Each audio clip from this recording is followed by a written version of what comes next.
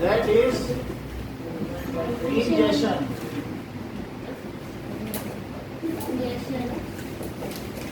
So we take complex food, ठीक है, in our mouth with our hands. This is called ingestion.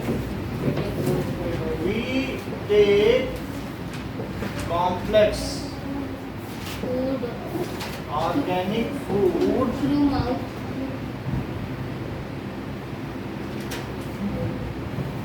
into our mouth.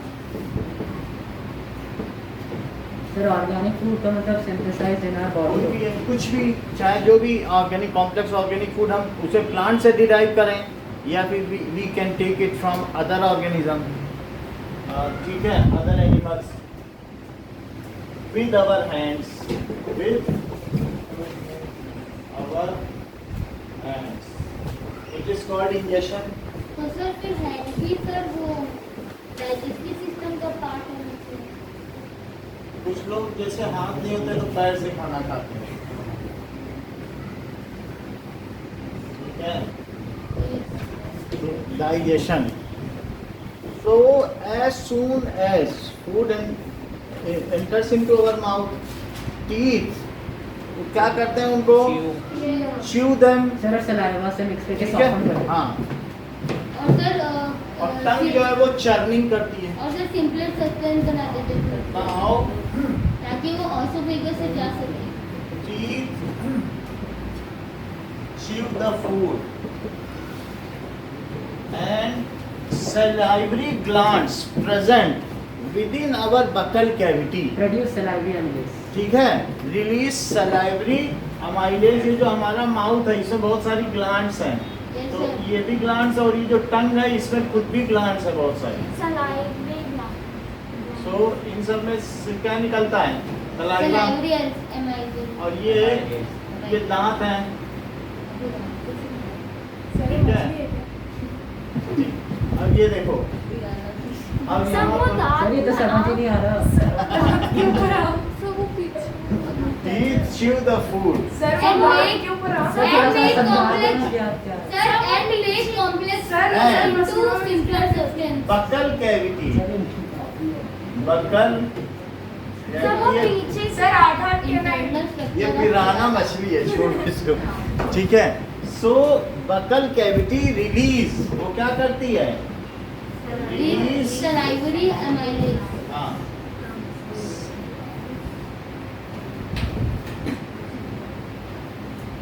ठीक है, विच sir लेकिन ये तो इंजेक्शन नहीं हो रहा है ना, जैसे मुंह में लेना। टर्न्स फूड, और फूड को क्या करती है? Simpler substance. बेसिक, उसमें किसमें बदल देती है? ये बेसिक भी होता है, और साथ ही साथ बेसिक कर देती है एंड लुब्रिकेटेड, और साथ में उसे क्या देती है? And softness. एड लुब्रिकेशन, तो लुब्रिकेशन की जगह सॉफ्टनेस लिख सकते हैं। ठीक है। नाउ इसके बाद टंग क्या करती है? उसको चर्निंग करती है, घुमाने का काम नहीं होता है, तो जैसे घुमाने से until it becomes soft, because our esophagus is, जो हमारी आहार नाल, it is very soft. Now food, soft food enters into our saliva से कैसे भी करते हैं। esophagus, ठीक है। And लुब्रिकेशन का मतलब कोई भी चीज़ है, जैसे आपने कहा पहले उस आलू को कढ़ा लो, फिर तल लो, फिर डीप फ्राई कर लो, इतने में तो वो हार्ड हो जाएगा। अब हार्ड चीज़ अगर सीधा आप गल्प करोगे तो वो तो आपकी इसोफेगस को छील देगी, तो इसलिए टंग का क्या काम है? जर्नी। उससे पहले बता देते हैं, है ना, पूछा तो ये लोग बता देते हैं, ठीक है। And sir M by LSC tongue क्या करेगी? चर्न, तो उसको चर्न कर देगी। It and intermixes, sir M by LSC, बोलो। M by LS saliva amylase. हाँ, ये हमारी अब ये देखो, and intermixes saliva with, ये जो भी है ना, small pieces of food,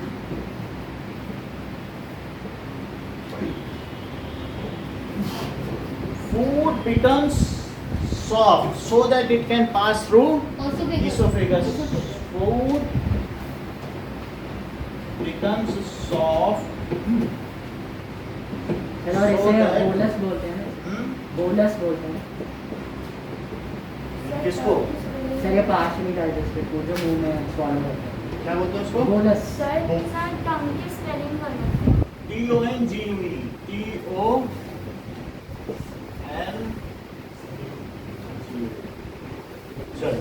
so it can pass through esophagus.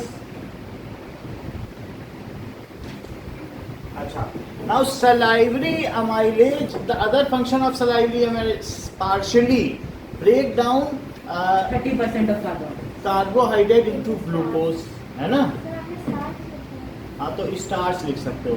So salivary वो स्टार्ट कार्बोहाइड्रेट।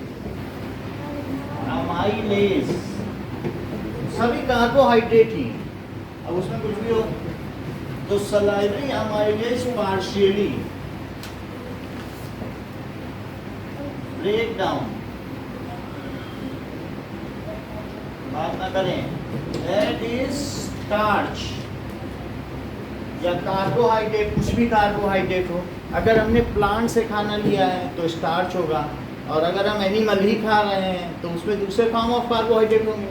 अब मान लो जैसे आपको मिल गया पंजाबी ढाबा, तो वहाँ आप चंक ऑफ लीवर चबा रहे हैं, मतलब लीवर, आपने कहा कि भैया हमें वो जब मुर्गी का लीवर दो, तो लीवर में तो ग्लाइकोजन होता है, तो हम ये नहीं कह सकते कि सिर्फ स्टार्च ही डाइजेस्ट करती है। In case you are taking liver of something, तो ऐसे केस में उस लीवर में तो ग्लाइकोजन है ना, तो ग्लाइकोजन को वो ग्लूकोज में बदलेगी। तो कार्बोहाइड्रेट के कई रूप हैं, या तो प्लांट बेस्ड हर्बीवोर है तो स्टार्च को बदलेगी और बाकी ग्लाइकोजन को। तो better it is write down carbohydrate, starch और ग्लाइकोजन कुछ भी हो सकता है।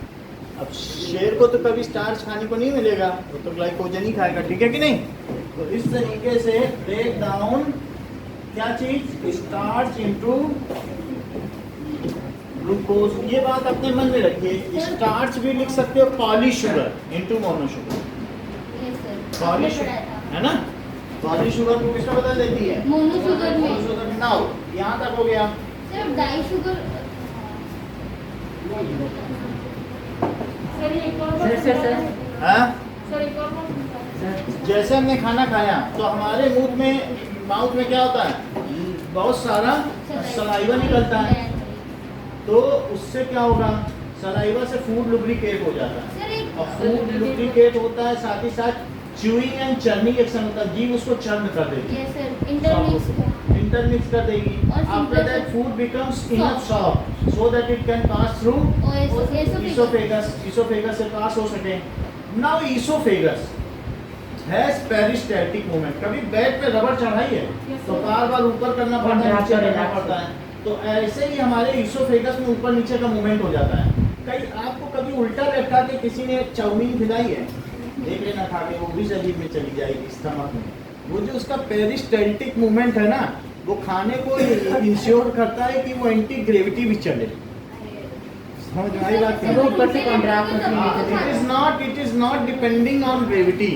Even if you are eating during lying down lays, अगर खाओगे तो भी खाना वहीं जाएगा पेट में। क्यों जाएगा? क्योंकि देयर इज ए पेरिस्टैल्टिक। नाक में भी कुछ जा सकता है। ये बात सही कह रहे हैं कि मतलब कुछ फंस भी सकता है। तो इस तरीके से हमारे ऐसा कहा जाता है कि ये जो नेसल कैविटी है और फिर ये जो माउथ कैविटी है, तो माउथ कैविटी और नेसल कैविटी, इन दोनों में एक एपिग्लॉटिस है, ये यहाँ पर ये सर टंगा हुआ है। ये तो सर। अगर आप खा रहे हैं तो ये कहा जाता है कि बात ना करें, क्योंकि अगर आप बात करेंगे तो ऐसी स्थिति में क्या होगा, बाकी सर वो दोनों खुल जाते हैं और ठीक है। अब बाद में ये थोड़ी दूर तक आगे जाते हैं और फिर एक चली जाती है स्टमक में और फिर यहीं से एक दूसरी निकलती है, वो कहाँ चली जाती है? लंग्स में। तो एक वहाँ पे स्टमक में जाएगी, तो यहाँ पर this part is called firings. Yes sir. और ये जो है ये एपिग्लॉटिस। सर फैरिंग्स के स्पेलिंग सर लंग के साइड में सर ट्रेकिया आएगा फिर। रिंग्स ये होगा ना। अच्छा देखो एपिग्लॉटिस में दो टियां सर हैं। इसे लैरिंग्स भी कहते हैं। देखो ये जो अब यहाँ हाथ लगाओ बोलते समय, क्या इसमें एक झंझनाहट सी हो रही है? ऐसे करो तो ऐसे बोलो तो इट इज ए ये vibratory box, whatever this is larynx. यही आवाज का बॉक्स है, वॉइस बॉक्स को क्या कहते हैं? लाइरिंग्स। इट इज जैसे ये देखो मेरे हाथ में दो पेपर है और पेपर में मैंने फूका, फड़ फड़ फड़ फड़ फड़ फड़ आवाज आई। फूको यहाँ से, दो पेपर ले लो ना या दो बैलून लो, फूको तो क्या होगा? पेपर ऐसे ऐसे करेंगे। तो जब लंग्स हवा फेंकता है तो वो दोनों जो मसल्स हैं, मस्कुलर मेम्ब्रेन, वो आपस में फड़फड़ाती हैं यहीं लैरिंग्स में, और यहीं पे फड़फड़ाएंगी तो क्या होगा? उससे आवाज आएगी। And that is producing, it is regulated by tongue and teeth। क्योंकि अब यहाँ पर कुछ होता है कि कुछ चीज़ें जो होती हैं दांत से होती हैं, कुछ होष्टव्य होते हैं, कुछ दंतव्य होते हैं, कुछ तालव्य होते हैं। तालु में अगर टच करो तो कुछ वर्ड निकलते हैं, कुछ होठों से पा फा बा पा मा सारे यहीं से निकले, क खा गा गा वहाँ से निकले, ता था दा था ना ये सब यहाँ दांत से निकले। आप ये देख रहे हो? तो जो भी है चा छा जा झा यहाँ कुछ बिना टच किए ही निकले। तो आप जब ये देखोगे ये बना है, ये जो वर्णमाला हमारी बनी है ग्रामर, कहाँ पे जीभ टच हो रही है, on that basis it is. और कुछ गले से निकले तो वो लास्ट वाले हैं। सर ये भी कहाँ से हवा निकलती है? कहाँ से हवा? तो आप देखोगे उसके ओरिजिन ऑफ वर्ड एक है, पा फा बा बा मा, ये सब यहीं से बने, एक वर्ड के सारे एक जगह से। पर सर जीभ तो यूज होती है सबको। होती तो सभी है, इट इज। हाँ तो मेरा ये कहने का मतलब है जीभ नहीं होगी कि ये बहुत सही बात कह रहे हैं कि वॉइस बॉक्स, ये बहुत अच्छी बात कह रहे हैं कि जिसके जीभ नहीं होगी उसके भी वॉइस बॉक्स होगा, क्योंकि कुछ ना कुछ तो होगा ही ना। सर उनके लिए एक स्पेशल वर्ड बनाया गया। चलो अब पार्शली ब्रेक डाउन, यहाँ तक बात सही है। सर आपने क्लास में बताया था कि सबसे बड़ा अमीबा होता है, फिर पैरामीशियम, फिर एंजिलोमा, फिर क्या था सबसे छोटा? क्लेमाइडोमोनास। अब जरा देखो सर एक बार इसकी स्पेलिंग लिखेंगे? क्लेमाइडो मोनास, जिसको यूग्लिना निकल जाती है। अभी हम दिखा देंगे, कल सब दिखा देंगे जो भी सर क्या रेमेटोमोनास होता है? अब आगे तो पढ़े, आप तो रेड हियरिंग कर देते हो, क्लास को आगे बढ़ने ही नहीं देते। तो इस तरीके से यहाँ तक बात हो गई। Now that is partially digest food now enters into oesophagus. Oesophagus की बात हो गई ना, can pass through oesophagus. It further moves towards stomach due to peristaltic movement. यहाँ से कहाँ जाएगा? इट सर और this phenomena is called peristaltic. Moves from oesophagus, इसे आहार नाल भी कहते हैं, फेगस। सर आहार नाम तो एलिमेंट्री के नाम पूरी हो गई, वो तो पूरी हो गई ना, तो इसका कुछ और हिंदी नाम नहीं है। Oesophagus to food pipe. Food pipe कह सकते हो ये सर बात। पर हिंदी में फूड पाइप पढ़ना है। स्टमक ड्यू टू इसकी वजह से अन्न नली। Peristaltic movement. ये जो पेरिस्टाल्टिक मूवमेंट है टू एंड फ्रो मूवमेंट, आगे एंड पीछे का मूवमेंट है। सर ये एक बार बताओ कि पेरिस्टाल्टिक मूवमेंट। कोई भी चीज आगे पीछे जाए तो यही नली आगे पीछे जाए। तो जैसे किसी भी अगर ऐसा कभी है तुमने देखा है कि तुम्हारे वॉश बेसिन में नीचे जो या वो लगा हुआ है ना वॉशिंग मशीन में, वो सिकुड़ा सिकुड़ा लगा हुआ है, उसमें कुछ पानी होगा तो वाइब्रेट कर करके जाता है। ऐसे ऐसे करो तो बड़ी जल्दी जल्दी उसका सब कचरा निकल जाए। नहीं होता ऐसा? जैसे ये कह नहीं रहे कि मतलब अगर वॉश बेसिन में ऐसे सिकुड़ा सिकुड़ा लगाओ, हम लोगों में यहाँ पर भी लगा, तो ऐसे ऐसे अगर आप करोगे वो कंप्रेस भी नहीं हो जाता है। सर आवाज भी तो ऐसे ऐसे कर दोगे तो खट से उसके अंदर जो भी चीज़ है वो क्या होगी? नीचे चली जाएगी। So the similar manner is our the construction of our oesophagus. तो उसमें इस तरीके से मूवमेंट होता रहता है और खाना आगे बढ़ता बढ़ता कहाँ चला जाता है? देयर इट वहाँ पर ये रिसाइड्स, वहाँ रहता है 4.5 घंटे। However there is digestion also takes place, intermixing, वहाँ भी चर्निंग होती है। Yes, sir. स्टमक ऐसे ऐसे चलता रहता है HCl और सबको क्या करता है, स्टमक ऐसे ऐसे चलेगा और सारे मूवमेंट करेगा, बहुत सारे उसमें जूसेस होंगे 4.5 घंटे। और वहाँ उसके बाद जो स्टमक होगा, तो ये जे शेप का जो स्टमक है, अब ये स्टमक के आगे ये कहाँ जाएगा, small intestine. लेकिन यहाँ पे ये क्या है, ये दैट इज स्फिंक्टर मसल। ये क्या चीज है, स्फिंक्टर मसल का मतलब है कि एक ऐसा वॉल्व जिसमें 3 तरीके से खुलते हैं, 3 दरवाजे, जैसे ये 2 दरवाजे हैं तो मतलब 3 वॉल्व सिस्टम, एक ऐसा वॉल्व जिसमें क्या हो, 1 Three दो subcontinents. और 3 सेपरेशन हो, तो ये बंद रहेगा। ये नहीं कि पूरा खाना वो सीधा इंटेस्टाइन में डाल दे, थोड़ा थोड़ा डाले और थोड़ा थोड़ा इंटेस्टाइन में जाएगा, ऐसा ना सर हो इसलिए कहते हैं कि वॉकिंग करने से डाइजेशन अच्छा होता है ताकि वो इंटरमिक्स हो खाना।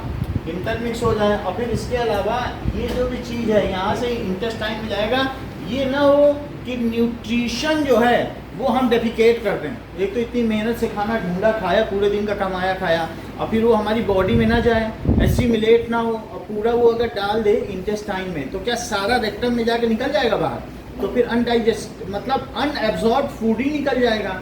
सो it allows food to get absorb, then only it releases other amount. Body absorb कर ले तब आगे का तो एक काम बार करें। बताओ कि स्टमक आगे में की कौन बात- कौन से सर वो रहते वो हैं? सारी चीजें पर अभी स्टमक में अब्जॉर्ब कैसे वहाँ पे डाइजेशन, वो सारी चीजें देखेंगे। अभी हमारा है कि इट मूव्स टू स्टमक। कैसे मूव करता है बताओ?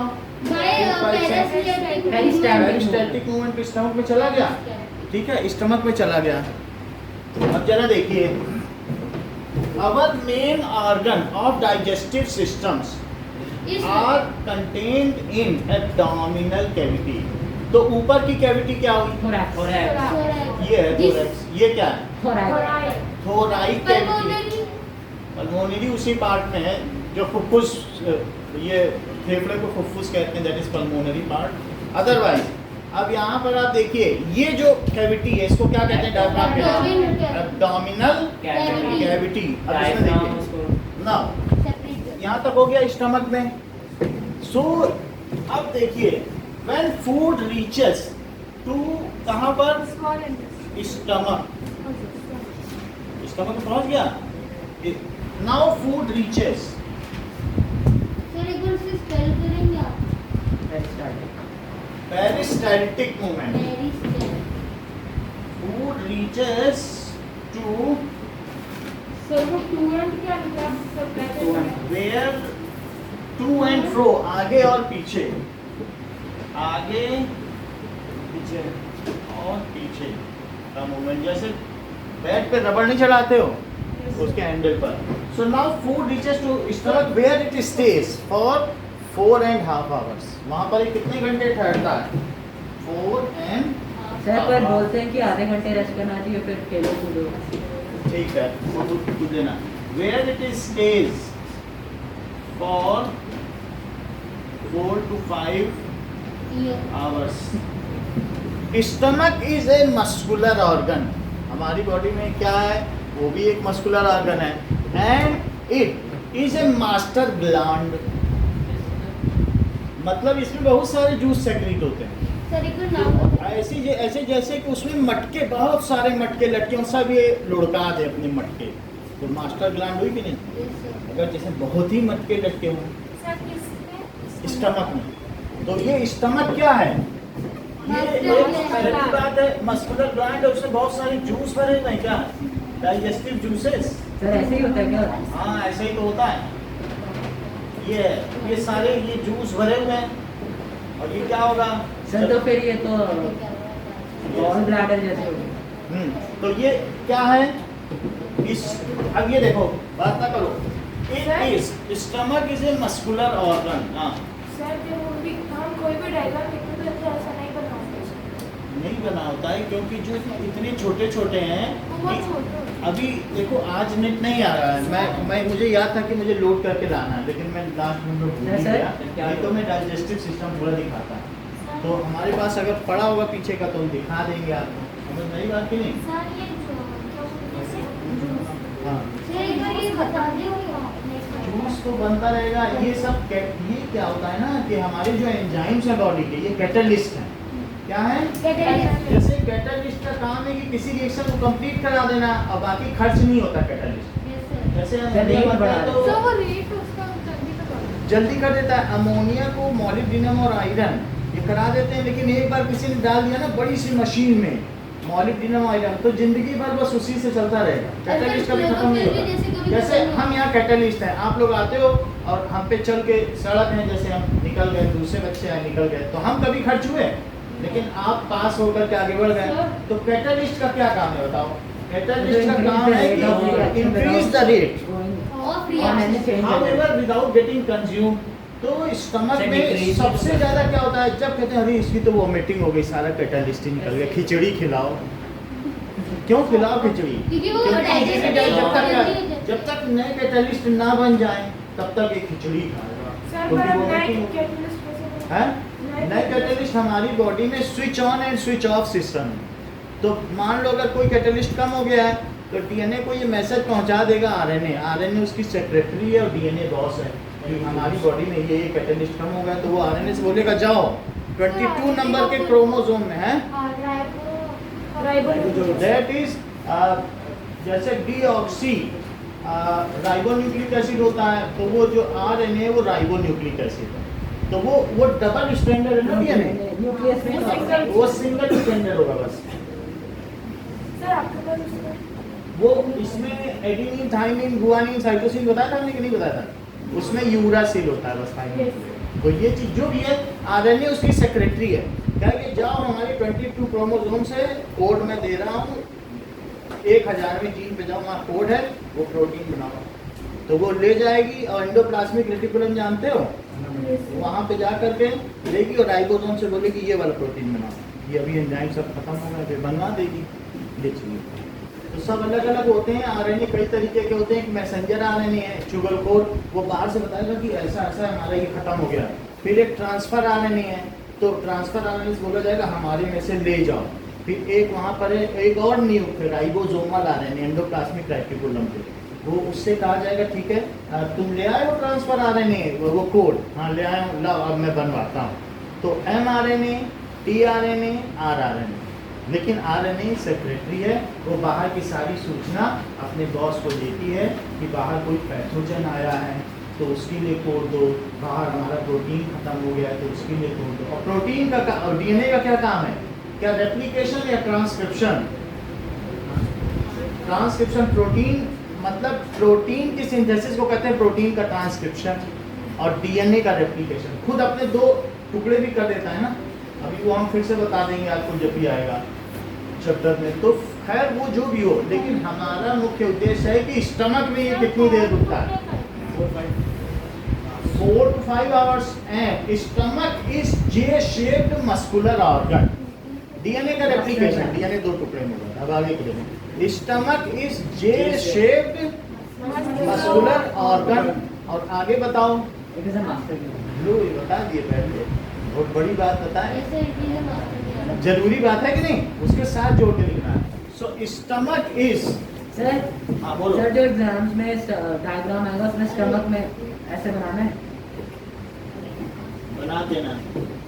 ये सब बनाना नहीं, आपको समझाने के लिए बताया, जब वीडियो देखोगे तो उसमें सब दिख जाएगा आपको, ठीक है?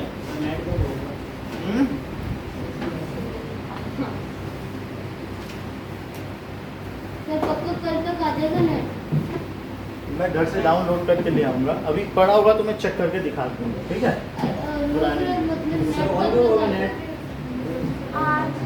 Stomach is J shaped muscular organ, okay? Along with other digestive organ, it remains in abdominal cavity. चलो इसके अलावा, स्टमक के अलावा स्मॉल इंटेस्टाइन, लार्ज इंटेस्टाइन, ठीक है, अपेंडिक्स, रेक्टम, एनस, इन सब के साथ ये कहाँ रहता है? एब्डोमिनल कैविटी में। which is also master gland. ये मास्टर ग्लैंड भी है,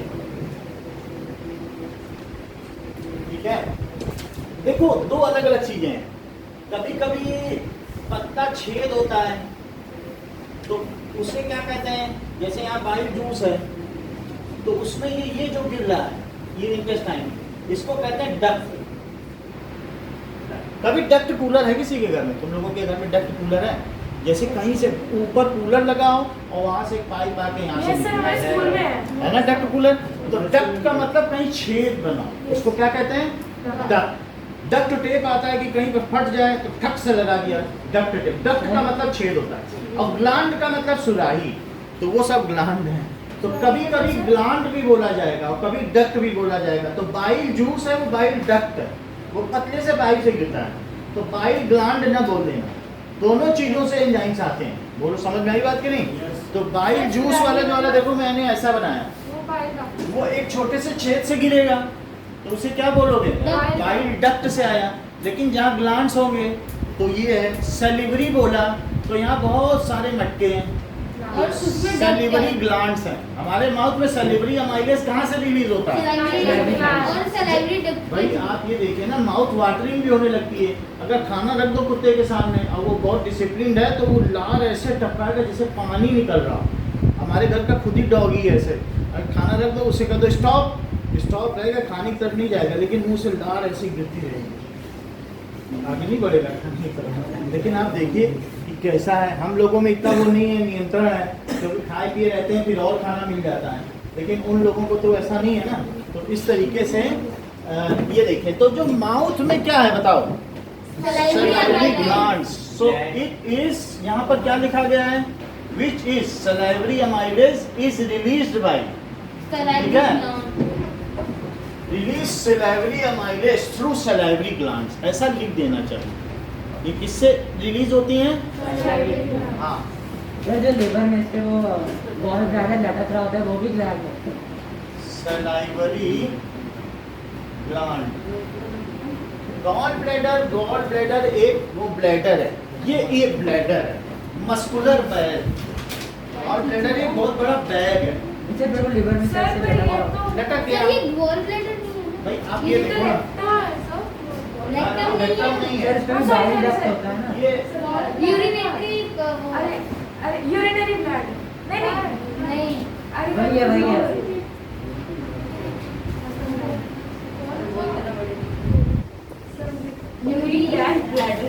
यूरिनरी ब्लैडर है। ऐसे ही कोई एक थैली होती है तो उसको क्या कहते हैं?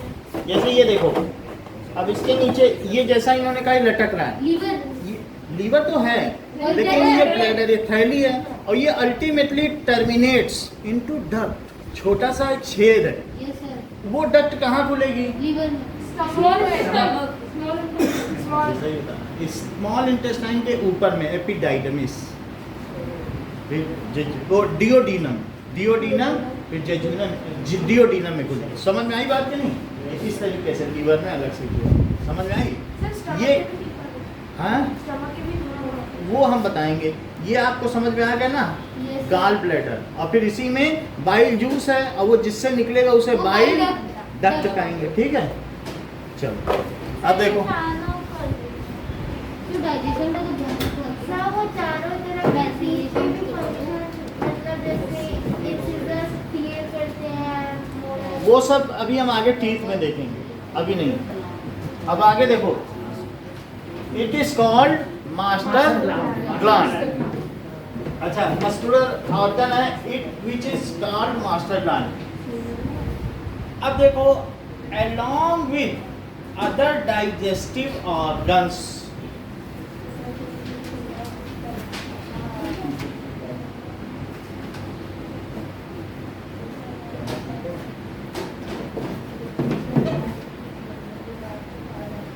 ऑर्गन्स लाइक, अगर तुम रिस्पॉन्ड ही नहीं करोगे उसको, वो कितनी देर बोलेगा?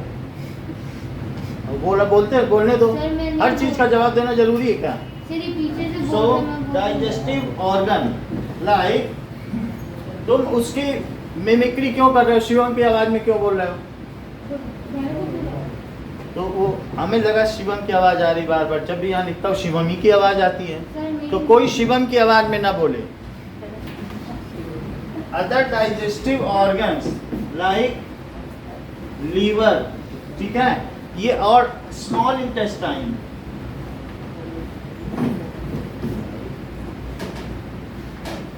लार्ज इंटेस्टाइन, रेक्टम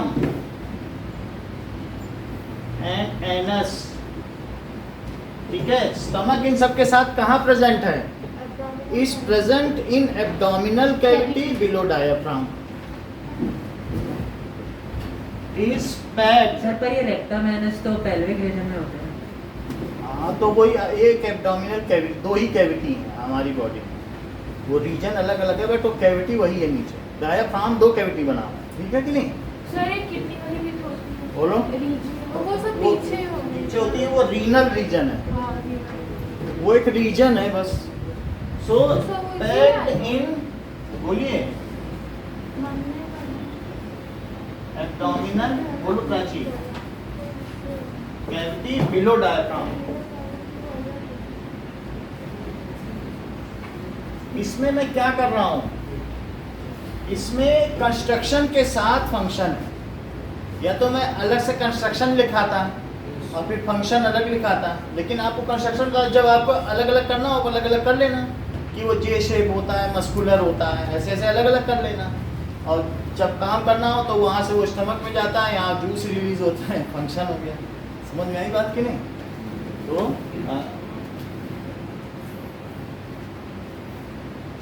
अब जरा देखिए स्टमक में क्या होता है। स्टमक रिलीजेस, तो जय बोलो कौन से 3 जूस रिलीज करता है स्टमक? अच्छी बात है, बोलो कौन बोलो। सर वो सबसे पहले गैस्ट्रिक जूस रिलीज करते हैं, उसमें 3 पार्ट्स होते हैं, एंजाइम, हाइड्रोक्लोरिक एसिड और पेप्सिन। और एंजाइम्स के भी 3 पार्ट्स होते हैं, रेनिन, पेप्सिन और लिपेज। सही है। तो इसको कहते हैं, ये जो हमारा डाइजेस्टिव ट्रैक है, इसको गैस्ट्रोइंटेस्टाइनल ट्रैक क्यों कहते हैं? सर क्योंकि स्टमक की वॉल्स गैस्ट्रिक ग्लैंड से कवर है। Yes, and it releases gastric juices. समझ में आई बात कि नहीं? सो स्टमक रिलीजेस गैस्ट्रिक जूसेस, तो उसके बाद इंटेस्टाइन ही उसमें मेन है, यहीं पे मेन डाइजेस्टिव पार्ट होता है कि नहीं? तो सर म्यूकस भी होता है। तो इस तरीके से गैस्ट्रोइंटेस्टाइनल ट्रैक जो हमारा ट्रैक है, स्टमक विद इंटेस्टाइन। वो सर इनर लाइन हो जाता है। वो सब हम लिखे। सो स्टमक रिलीजेस 3 गैस्ट्रिक जूसेस, जो इसमें से जूस निकलेंगे उन्हें क्या कहेंगे? Gastric juices. सो ये बात लिखो, सर तो एंजाइम उसी जूस में से जो चीज कभी भी कंज्यूम ना हो उसे क्या कहेंगे? Enzyme. Which is used, enzymes are biocatalyst which increases the rate of biochemical reactions. तो हमारी बॉडी में किस तरीके के एंजाइम्स हैं? क्या बायोकेमिकल एंजाइम्स हैं? अगर सिंपली बाहर के एंजाइम्स की बात करो, किसी रिएक्शन में डाल दिया तो एंजाइम्स बोलना, या उन्हें कैटलिस्ट बोलना। कैटलिस्ट इंक्रीजेस और डिक्रीजेस रेट ऑफ रिएक्शन। अब बायोकेमिकल एंजाइम क्या करते हैं? These are enzymes are biocatalyst, सीधा एंजाइम ही बोलो। एंजाइम्स आर बायोकैटलिस्ट विच क्या करते हैं? Increases the rate of reaction. Bio क्या? किससे?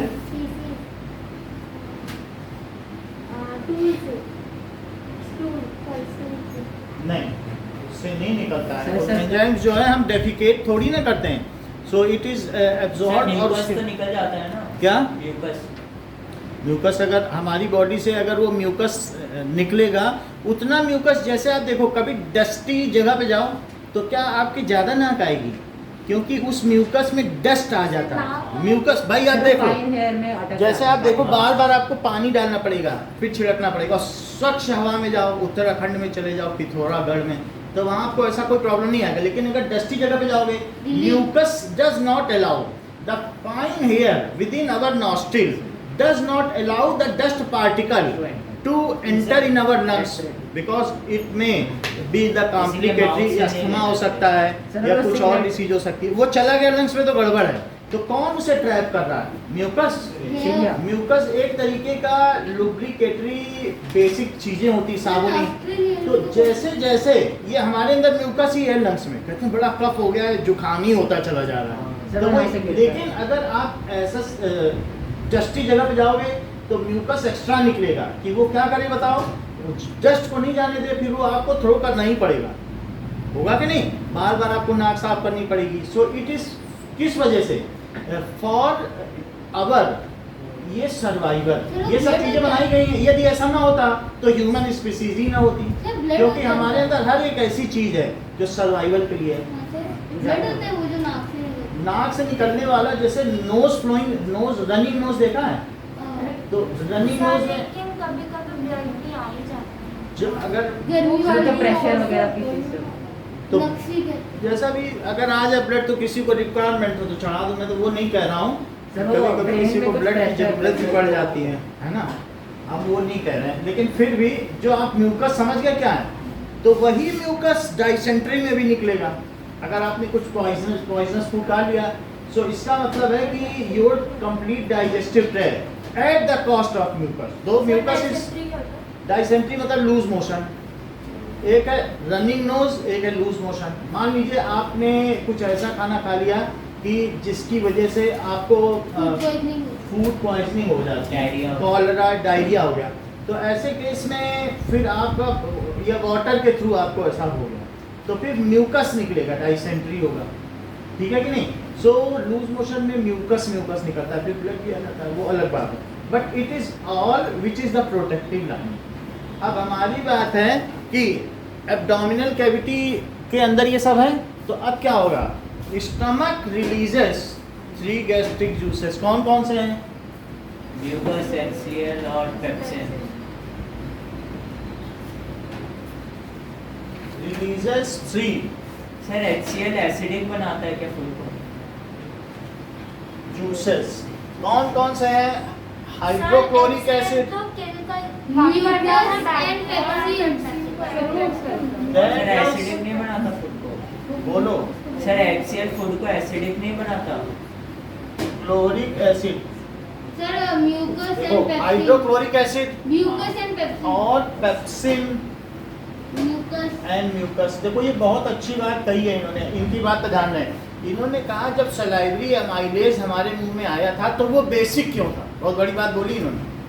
क्यों? क्योंकि जो हमने खाना खाया 30% उसके लिए कार्बोहाइड्रेट है। उसमें क्या जो स्ट्रेप्टोकोकस बैक्टीरिया हमारे मुंह में थे, क्या उन्होंने एसिड छोड़ा? मार देता हाँ। वो तो बाहर खाना पचा के खा लेंगे, तो उस एसिड को किल करने के लिए, मतलब समझ में आई बात कि नहीं, उसको बेसिक बनाने के लिए कि जिससे हमारी टीथ प्रोटेक्टेड रहे। तो हमारा माउथ हमेशा क्या छोड़ता रहता है? सलाइवा सलाइवा क्या बेसिक होता है? Basic। और ये हमारे टीथ को कभी ऐसा, भाई आप देखो चौक है, चौक को HCl में डाल दो या इसी में ही थोड़ा सा क्या है ना हाइड्रोक्लोरिक एसिड डाल दो, ये संगमरमर ऐसे गलेगी, धुल जाएगी, गड्ढा पड़ जाएगा हाइड्रोक्लोरिक एसिड। तो आप समझो स्ट्रेप्टोकोकस बैक्टीरिया एसिड सेक्रीट कर रहा है, तो हमारे दांतों का क्या हाल होगा, है ना। तो इसमें एनेमल का क्या होगा, फिर इसके अंदर जो और डेंटाइन है, फिर उसके अंदर और सॉफ्ट है, उन सब का क्या होगा? वो तो गल जाएंगे। अगर एसिड डाला जाए, ये भी तो कैल्शियम फॉस्फोएपेटाइट के ही तो बने हुए हैं, मतलब कैल्शियम का ही बना हुआ है सारा, तो ये कैल्शियम तो गल जाएगा ना। एसिड डालो, एसिड ऐसे ही डालो, ये गल जाएगा। इसको कौन बचा रहा है? मुंह से लगातार निकलने वाली लार। Saliva it is the saliva which does not allow the mouth acidity to fall below 5.5। इसका एक लेवल है, इससे पीएच लेवल सही बताना है, तो वो हम आगे देख लेंगे। So that our teeth get protected and hard coating of enamel, जो सबसे ऊपर के वो कैसी है? Hard coating of enamel does not dissolve in the acid released by streptococcus bacteria. उनसे हमारे दांतों की सुरक्षा कौन करता है? सलाइवा। सलाइवा बेसिक है। लेकिन इन्होंने अब दूसरी बात पूछ ली, बोले सर आपने ये तो ठीक कहा कि वो बेसिक था तो दांतों की सुरक्षा कर रहा था, लेकिन अब ये बताइए कि स्टमक से एसिड क्यों सेक्रीट होता है? ताकि पेप्सिन food- फैसिलिटेट ताकि फूड स्टमक को हार्म ना पहुंचा सके, क्योंकि स्टमक भी सॉफ्ट होता है। सर सर, और जो हम ये सही बता खाना रहे खाते हैं, उसमें कह बैक्टीरिया रहे हैं होता है। कि उसी फूड को बेसिक रखा गया शुरू में, जिससे कि कुछ ऐसे बैक्टीरिया हैं वो बेस से मर जाएं, और बेस से न मरे तो पेट में जाके एसिड से मर जाएं। बहुत बड़ी बात बोली ना सर, पर तब भाई, कुछ जो उसमें हार्मफुल बैक्टीरिया थे, तो जो हमारे मुंह से दैट इज सलाइवा छोड़ा गया, ठीक है, तो उसको पहले बेस डाला गया, तो बेस से ट्रीटमेंट है, फिर उसके बाद एसिड से। ऐसा जब हम मेटल एंड नॉन मेटल पढ़ेंगे तो उसमें मेटल का ग्रीस और रस्ट पे पहले बेस डाला जाता है, फिर एसिड डाला जाता है, फिर धोया जाता है, बिल्कुल चमक जाता है। तो इस तरीके से हार्मफुल बैक्टीरिया हमारी बॉडी में नहीं पहुंचनी चाहिए, उसके लिए एसिड से हाँ पूछो प्राची, पूछो। सर इसका क्वेश्चन अरे अपने पूछो, आपने इससे पूछो। सर मतलब कि सर जो गैस बनती है ना, हम्म, तो सर ये एसिड से बेस से होता है? ये गैस्ट्रिक जूसेस हैं, जो इसीलिए इसको कहते हैं गैस्ट्रो इंटेस्टाइनल ट्रैक्ट, ठीक है कि नहीं। सो otherwise it is the gastric juices which releases gas. अगर आप कोई भी खाना है तो वो खाना अगर हमारे रेक्टम में बहुत देर तक दिन तक रहेगा, जैसे अमेरिकन्स हैं तो उनके अंदर कॉन्सेप्ट है हर तीसरे दिन टॉयलेट जाना है अमेरिकन्स में, क्योंकि हाँ वो उनसे अगर कह दो कि इंडियंस रोज जाते हैं या दिन में 2 बार, तो वो बिलीव नहीं करेंगे, ऐसा होता ही नहीं है कहीं, क्योंकि वो बर्गर खाते हैं और वो बहुत चिकना फूड खाते हैं, और उनको बहुत आराम से हाँ, डालते हैं। और वो उनको गैस क्या होता है कि खाना उनके रेक्टम में पड़ा पड़ा, उसमें से बहुत सारी क्या होती है, जब भी कोई चीज़ रॉट होती है तो आप किसी चीज़ में, आप पॉलीथीन में ना सब्जी भर के रख दो या कुछ ना करो, आप ऐसा करो सांभर भर के टाइट बांध दो, भूल जाएगा सुबह तक। क्यों? क्योंकि जब उसमें बैक्टीरिया है ना, उसका एनाएरोबिक रेस्पिरेशन करेंगे तो उसमें से वो CO2 निकालेंगे, क्या निकालेंगे, इथेनॉल छोड़ देते तो ठीक है। तो वो क्या होता है कि वो there are the various kinds of gases release. ये हमारी बॉडी में ऐसा ना सोचो कि बैक्टीरिया नहीं है, even the food is digested. Even जो हमारा ये डेफिकेशन है उसमें सबसे बड़ी प्रॉब्लम है, उसमें एस्चेरिका कोली बैक्टीरिया मौजूद है, और वो सारा रनिंग वाटर में, जो हमारा वाटर है ना, वाटर रिजर्वायर, वहाँ जाता है और वो पानी को कंटामिनेट कर देता है, और वही जब कोई पी लेता है तो डायरिया हो जाता है, डिसेंट्री हो जाएगा, कॉलरा हो जाएगा। बात समझ में आई?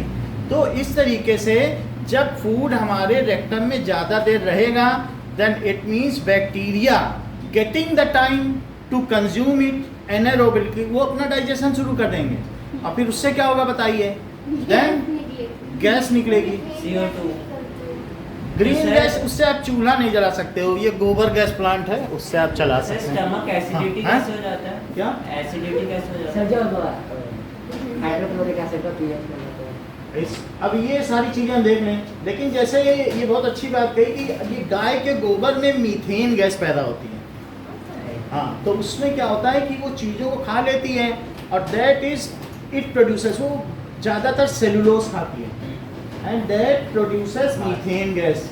आप ऐसे ही सबमर्ज कर दो पानी में जब बांध बन रहा है ना, डैम, और पूरी वेजिटेशन को सबमर्ज कर दो तो वहाँ मीथेन गैस निकलने लगेगी। सब्जी सड़ रही हो ना, घर में खूब सारी सब्जी पालक ला कर एक ऊपर ढेर लगा दो, और 4-5 दिन बाद हटाओ तो देखो जो महक वही मीथेन गैस है। बात समझ आए? और यदि कुछ नहीं तो माचिस लगा दो तो ऐसी आग निकलेगी मीथेन गैस। समझ में आई? इसीलिए इसको मार्श गैस कहते हैं, जंगली एरिया में पैदा होने वाली गैस। इसीलिए अमेजन के जंगलों में जो CH4 या मीथेन गैस उससे आग लगा करती है। अच्छा, अब हम आगे की बात करें, जैसा कि इन्होंने पूछा कि हाइड्रोक्लोरिक एसिड क्या करता है, वहाँ तो उसने उसे बेसिक कर दिया, अब इसे बैक्टीरिया को पैप्सिन को फिल कर देता है, तो इस चीज़ को चलो।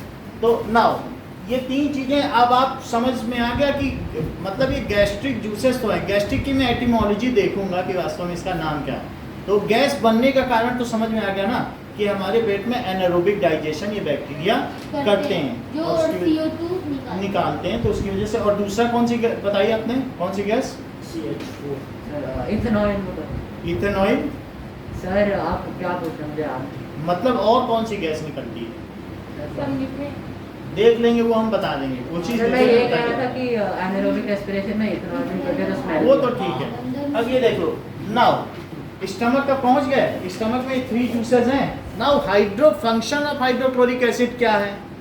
Hydrochloric Kill the bacteria. हाँ And and activate pepsin. facilitate the action of pepsin. Acidic environment provide करेगा पैप्सिन को सही है। सो ये बात सही है। हाइड्रोक्लोरिक एसिड, अच्छा हाइड्रोक्लोरिक एसिड और हाइड्रोजन क्लोराइड में क्या फर्क है? सर एक hydrochloric acid sir hydrogen chloride gas है और हाइड्रोक्लोरिक एसिड लिक्विड है। लिक्विड है। अगर आप 1 पार्ट हाइड्रोक्लोरिक एसिड को 879 पार्ट वाटर में डाल दो, अच्छे से मिक्स हो जाएगी, इतनी सॉल्युबिलिटी है।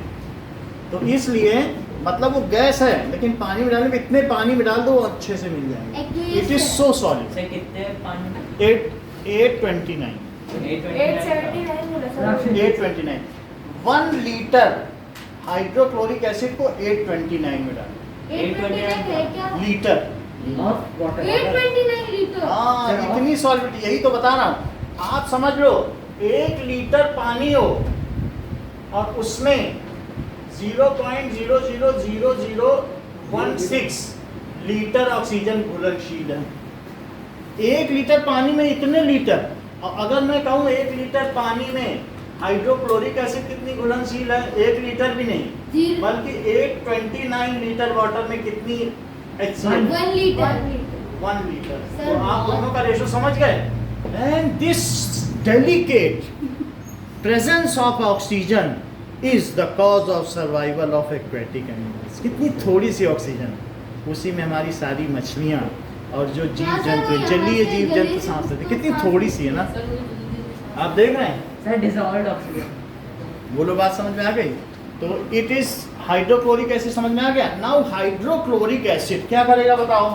पैप्सिन को एक्टिवेट करेगा, बैक्टीरिया को किल करेगा। Kills bacteria Ingested with and food. Activate harmful pathogens. Bacteria. Sir पर फिर भी कुछ तो बैक्टीरिया हमारी बॉडी में आ जाता है।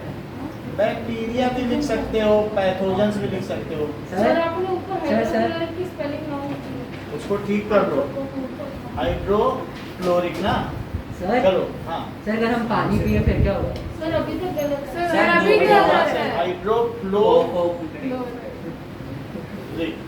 चलो हाइड्रोक्लोरिक, हाँ बोलिए। सर अगर पानी पिए तो वो पेट में जाएगा, फिर वापस वहाँ हाइड्रोक्लोरिक एसिड से मिलके फिर क्या?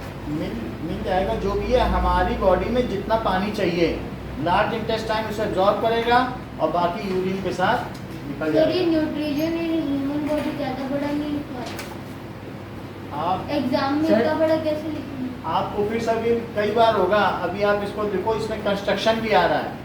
आपको डाइजेस्टिव सिस्टम के बारे में पूरा जानकारी है, 1 मार्क के क्वेश्चन भी छिपे हैं। आप ये ना सोचो कि छोटा छोटा है, फिर जब इसमें रीडिंग बिटवीन द लाइंस भी है, इसमें समझ में आई बात कि नहीं? छोटा कुछ नहीं है, ये जो 4 ही तो हमारे चैप्टर हैं, लेकिन इनमें बहुत कुछ है, ये वेटेज भी है चैप्टर का। तो आपको मैं सब दिखा दे रहा हूँ, उसमें आपको सबकी प्रैक्टिस भी हो जाएगी।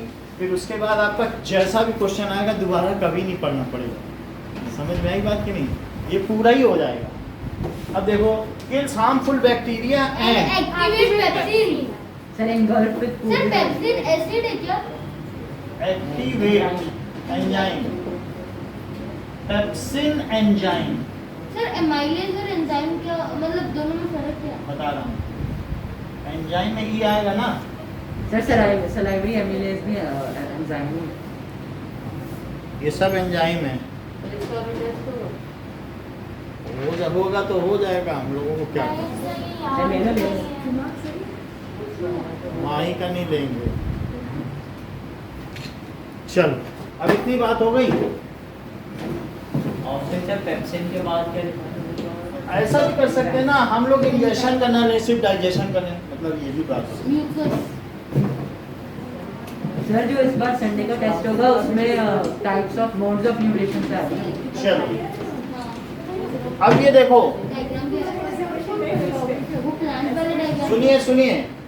सो पेप्सिन एंजाइम, एंजाइम्स क्या होते हैं? So enzymes are basically, sir biocatalyst which increase the rate of body process. ये क्या बेसिकली क्या होते हैं? प्रोटीन होते हैं। एंड सर आपने तो आर बायोकैटलिस्ट बायो कैटलिस्ट, ये क्या है?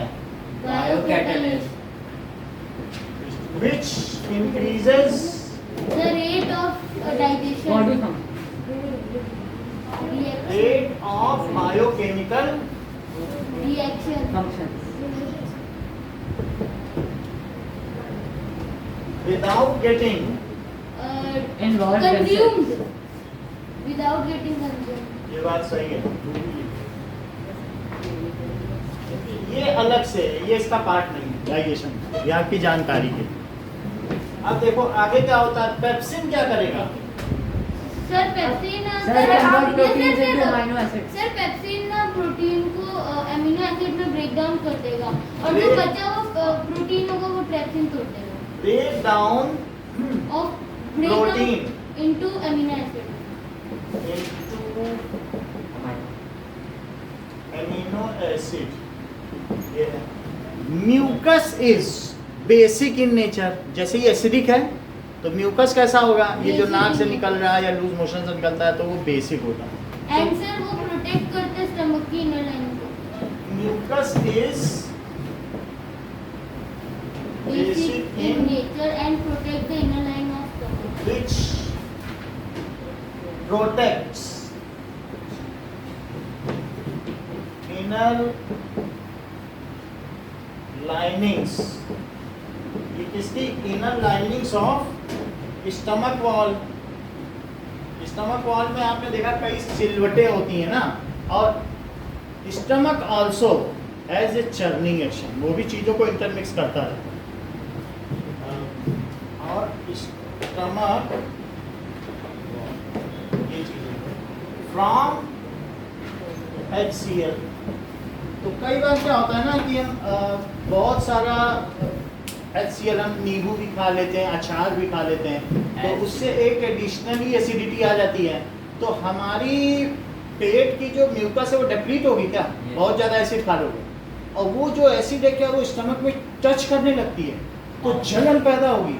क्या इसको स्टमक अल्सर कहते हैं? कहते हैं स्टमक का अल्सर हो गया, पेट का घाव। कहते हैं उसको स्टमक में, अल्सर का मतलब घाव होता है, वुंड्स। तो स्टमक में कहते हैं पेट की जलन हो रही है, एसिडिटी हो रही है, इनो पी लो। तो हम लोग को अभी एक्सपीरियंस नहीं है कि क्या है या किसको जलन हो रही है, लेकिन जिसने खूब नींबू और अचार खाए हैं अल्टीमेटली उसकी म्यूकस लाइनिंग डेवलप नहीं हो पाती, उसके पहले ही वो उतनी एसिड ले लेता है और एसिड ना निकले तो खाना पचे कैसे? एसिड निकलना तो जरूरी है। तो म्यूकस की लाइनिंग हमेशा प्रेजेंट नहीं रहती। म्यूकस की लाइनिंग प्रेजेंट है, लेकिन एक बार अगर डिप्लीट किसी ने कर दी लापरवाही से, उसने बाहर का खा के अगर बहुत बैक्टीरिया वाला भी खुला भी खा लिया, ठीक है कि नहीं, तो ऐसी स्थिति में भी क्या होगा कि यामम गतरसम पूतिम परिषितम चैतुचिष्टम पिचामेद्यम भोजन तामसा प्रियम। खुला हुआ भोजन खा लिया जिसका रस चला गया, पानी छोड़ दी दाल, जो rancid हो गया। तो ये गीता में लिखा हुआ है 16वें अध्याय में। तो ऐसा खाना खा लिया कि खुला हुआ, सड़ा हुआ, खट्टा, तो ऐसी स्थिति में ये है पेट में जाने पे तीनों के भोजन उसमें दिए हैं, तामसी, राजसी और सात्विक के तीनों दिए हैं। कर्तवाम लवड़ा पीयूष तीक्ष्ण रुक्ष विदाइना आहारा सस्येष्टा दुख शोकामय प्रदान। कि कैसा राजसी लोग खाना खाते हैं, कड़वा दे दो, खट्टा दे दो, गरम गरम दे दो, खाना चाहिए ना, सात्विक। बिना प्याज लहसुन। हाँ, उससे तो ज़्यादा वो ज़्यादा अच्छा होता है। तो लेकिन हमारी बात है कि अगर आपने बाहर का खुला खा लिया तो क्या वो और HCl डालेगा? क्यों डालेगा? क्योंकि क्योंकि बैक्टीरिया किल करना। हाँ हम ये ध्यान नहीं दे रहे हैं कि क्यों HCl निकल रहा है, क्या उसे बैक्टीरिया ज़्यादा, अगर तुमने पैथोजन वाला खाना खा लिया खुला तो it is liability of stomach to kill the bacteria. ये भी बात, खुला भी ये नहीं सोचा हम तो खट्टा तो नहीं खा रहे हैं, खुला ही तो खा रहे हैं, खुला भी मत खाओ, पैथोजन ज़्यादा जाएंगे तो मारना पड़ेगा उसको। समझ में आ गई? तो स्टमक अल्सर समझ गए ना क्या होता है? सो हाँ बोलिए। सर जब पेट खाली होता है सर उससे भी कुछ एसिडिटी हो जाती है। पेट अगर खाली हो तो उससे भी कुछ एसिडिटी हो जाती है। पेट अगर खाली होगा तो भी हो जाएगी। सर क्योंकि ब्रेन एक्सेल करते ही रहता है। हाँ? सर एक्सेल सीक्रेट करते ही रहता है। सर हमारी मैम ने बताया था कि ब्रेन ट्रेंड रहता है कि ये इस टाइम पे खाना खाता है और जब टाइम हो जाता है तो उसको पता लग जाता है और मतलब वो ऑर्डर दे ये देता जो है। लीवर है इसको देखिए कि लीवर में क्या है।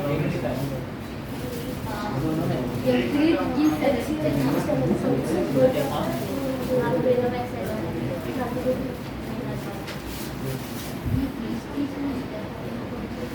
बकल कैविटी देख लो। अरे दे रहा है पीछे। अरे वो उसको दे।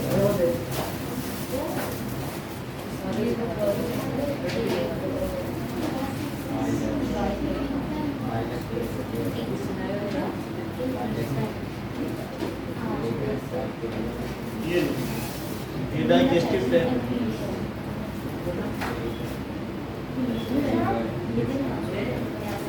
अब आगे देखें तो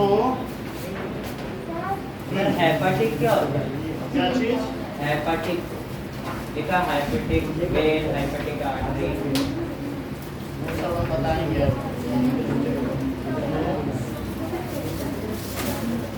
आगे देखें। हाँ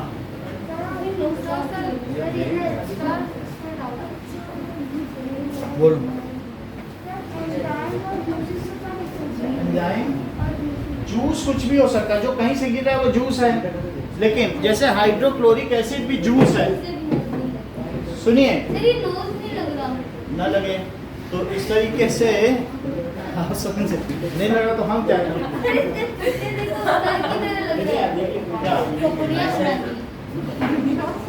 दोस्तों ये बहुत सही कह रहे हैं कि हमारे जो फोर ब्रेन में कौन सा पार्ट है जो स्मेल करने के काम में आता है। बहुत बड़ी बात बोली इन्होंने। तो जो ये हमारा ये है फोर ब्रेन, तो ये पार्ट है पीछे का ये किसने बताया? शिवम ने। बहुत बड़ी बात है कि यहाँ का पार्ट है जहाँ पर स्मेल की जाए। बहुत अच्छी बात है।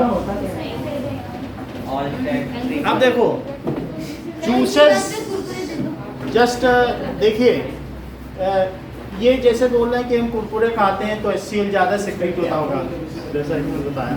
तो हमारी बॉडी में जो जूसेस हैं उसमें से कुछ ऐसे हैं जो क्या है, प्रोटीन बेस्ड हैं।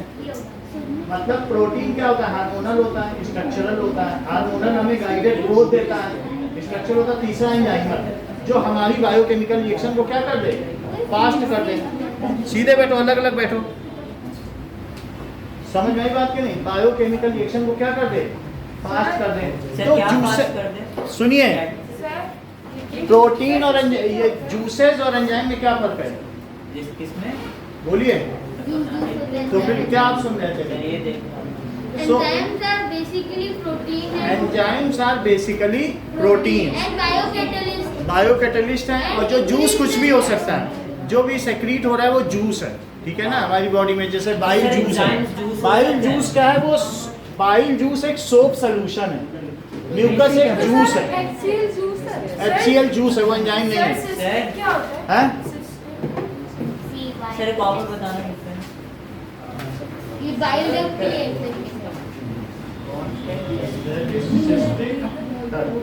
तो उसको देखना अलग से जा रही ना, देखना पड़ेगा। सर एक बार डिफरेंस बताओ ना दोबारा। चल अब देखो, बात मत करिए, सर एक बार डिफरेंस बताइए। डिफरेंस नहीं, बस ये है स्टमक। अब यहाँ पर क्या होता है? Protects the inner lining from HCl। Stomach की बात पूरी लिख ली आपने? Yes sir. अब जरा सर एंजाइम और जूस बताओ ना सर। जूस तो कुछ भी निकल सकता है, HCl एक जूस है, तो सारे बाइल जब से बाइल जूस निकलता है, लेकिन जो प्रोटीन बेस्ड है वो एंजाइम है। सर HCl एंजाइम है या फिर जूस है? HCl एक जूस है, एसिड है, जूस है, बाइल जूस है, बाकी सब चीजें एंजाइम, दो ही चीज जूस है, ठीक है? तो अगर आपको ये लिखना हो कि हमारे अंदर जूस क्या है, जूस तो सभी हैं, क्योंकि हम कह रहे हैं कि ये गैस्ट्रिक जूसेस सेक्रेट होते हैं, लेकिन उनमें से कुछ एंजाइम, हाँ, लेकिन चाहे कुछ भी, पेप्सिन भी जूस ही है। However it is protein based, तो उसे एंजाइम कह रहे हैं। जो भी चीज फ्लूइड हो, लुब्रिकेटेड हो, वो जूस है। लेकिन अगर प्रोटीन बेस्ड है, अगर वो प्रोटीन है, जैसे पेप्सिन प्रोटीन है, तो वो एंजाइम है, ठीक है? सर तो ब्लड भी तो जूस पेस्ट होगा तो एंजाइम होगा। हाँ, अब आगे देखो।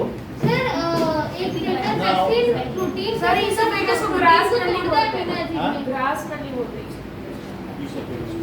नाउ फूड इज रेगुलेटेड, अभी रुक जाओ, सुनिए। फूड इज रेगुलेटेड टू, किसमें इंटर करता है? From stomach to small intestine with help of sphincter. With help of sphincter muscle, ये खुल जाएगी और फिर बंद हो जाएगी, जैसे खुलना और बंद होना, ऐसे, ठीक है कि नहीं? और sir small amount of food उसमें सर आप बोल रहे थे, आप ये दिखाओगे इसमें is regulated from stomach to small intestine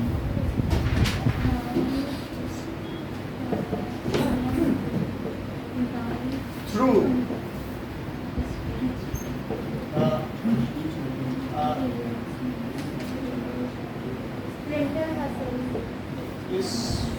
sphincter muscle। अब जरा देखिए, सर थ्रू के आगे आपने क्या लिखा है? स्फिंक्टर मसल, ये स्फिंक्टर मसल है। सर एक बार अच्छे से स्पेल करेंगे, स्फिंक्टर।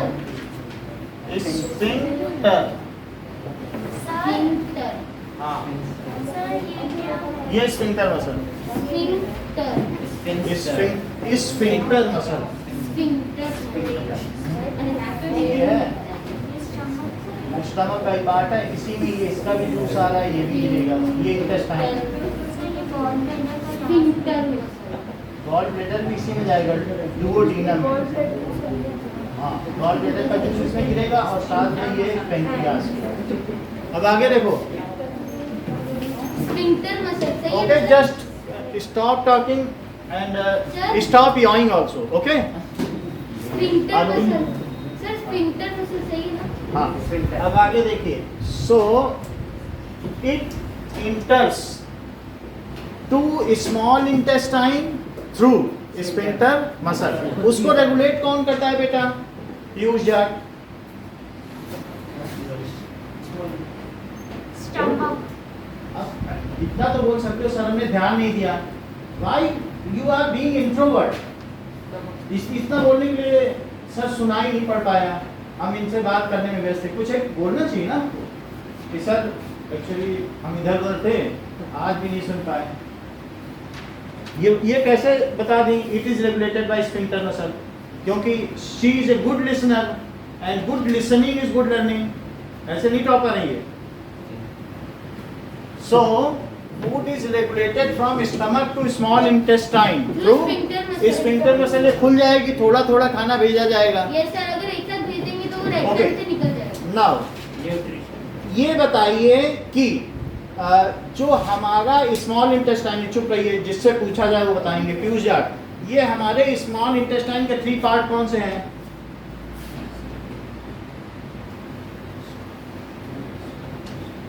बोलो। सब गजेंद्र बहुत डिस्टर्ब करता है, हमें पढ़ने नहीं देता है। अब बताइए, स्मॉल इंटेस्टाइन के कौन से 3 पार्ट हैं? सर वही वाले सर, स्टमक वो- वाले। Sir duodenum, hmm. Jejunum and ileum. So ये तो stomach है। ईलियम नहीं, स्टमक। तो जैसा इन लोगों ने बताइए कैसे सुन रहे हैं, है ना? तो आगे बढ़ो, ठीक है? चल नाउ अब इधर देखो, सर एक बार लिखवा देंगे सर ऐसे? लिख तो देंगे ही, Spell में लेकिन सर ये तो पहली बार सुना है लोगों ने।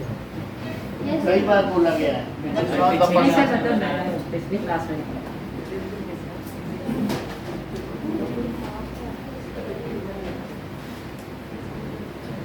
So it is entering into, यहाँ पर small intestine is a coiled tube। इसकी कितनी लेंथ है? 6 मीटर। 6 मीटर। भाई आप ये अच्छा बता रहे हैं कि जो बहुत अच्छी बात है, 1.5 मीटर कार्निवोर में है, क्योंकि उनको सीधा प्रोटीन पचाना है, उनको सेल्यूलोज नहीं पचाना है, तो उनको बस जानवर को खाना है, वो पच जाएगा। वो अगर घास खाएंगे तो वो कभी पचा नहीं पाएंगे। लेकिन वही जो घास खा रहे हैं जैसे गाय हैं, उनमें वो 30 मीटर और 40 मीटर लंबी है। ये सर वो अपना खाना रैबिट में 40 मीटर लंबी है। रैबिट हाँ, सर वो और हम तो लोग आधे मीटर का भी नहीं। ना, क्या आप आकार से किसी की लंबाई नापेंगे?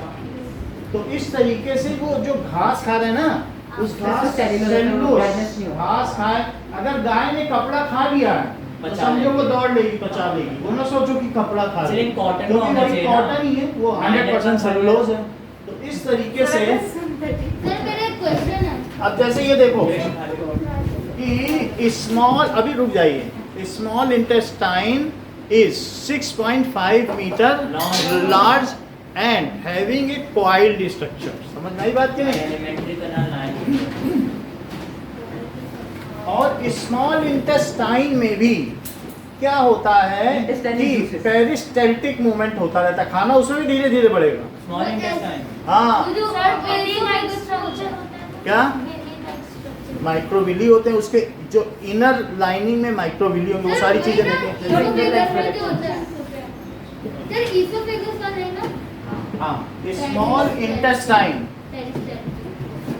Is 6.5 metre.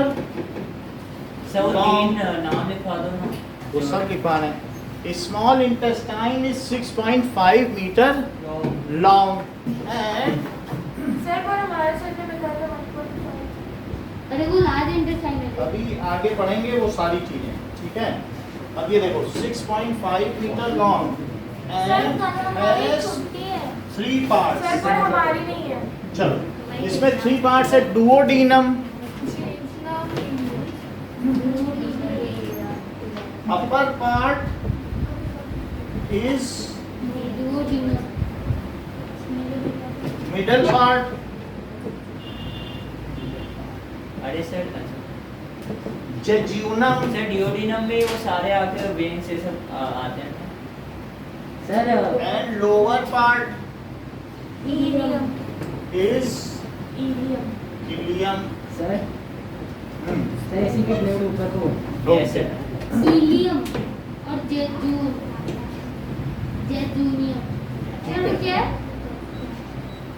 जेजुनम जेजूनम और इलियम। अब आगे देखो, नाउ इसमें स्पिंटल मसल से खाना आएगा, ठीक है? It is tubular in structure. ये देखो, सर कॉइल्ड आपको कॉइल्ड।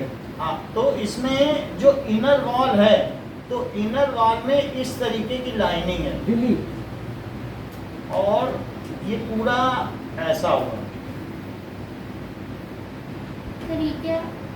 यानी ये जो इनर लाइनिंग है ना, अगर मान लो इसका एक सेक्शन ये है और बाहर में क्या होगा, अगर मैं यहाँ देखूँ तो अंदर तक भी अगर आप जाओगे, सर किसका डायग्राम है?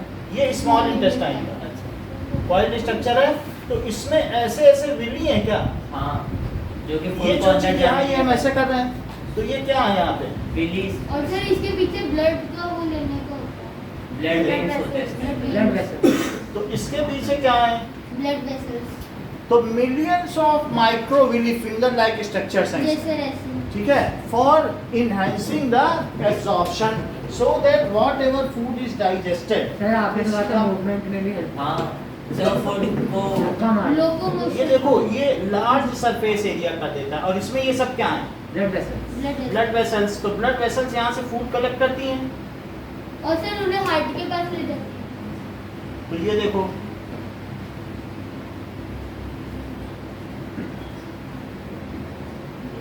या इसमें पेरिस्टैटिक मूवमेंट होता है। इस तभी आगे बढ़ता है। अब जरा देखिए, सर पर आपने तो कहा था कि वो ऐसे धक्का मार। अब देखो, now food is regulated from stomach to small small intestine and is the regulatory authority कौन सी है? Sphincter muscle. Sphincter method. बिना बोर्ड देखे हुए मुझे 3 पार्ट बताओ स्टमक के। सर स्मॉल इंटेस्टाइन इधर देखिए, हाँ, सर स्टमक के रुक जाइए।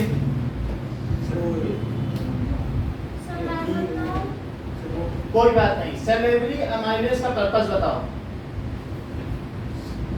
खड़े होकर बताइए। विजिटर तो नहीं है ना आपका? हाँ बोलिए। स्फिंक्टर मसल का पर्पस बताओ।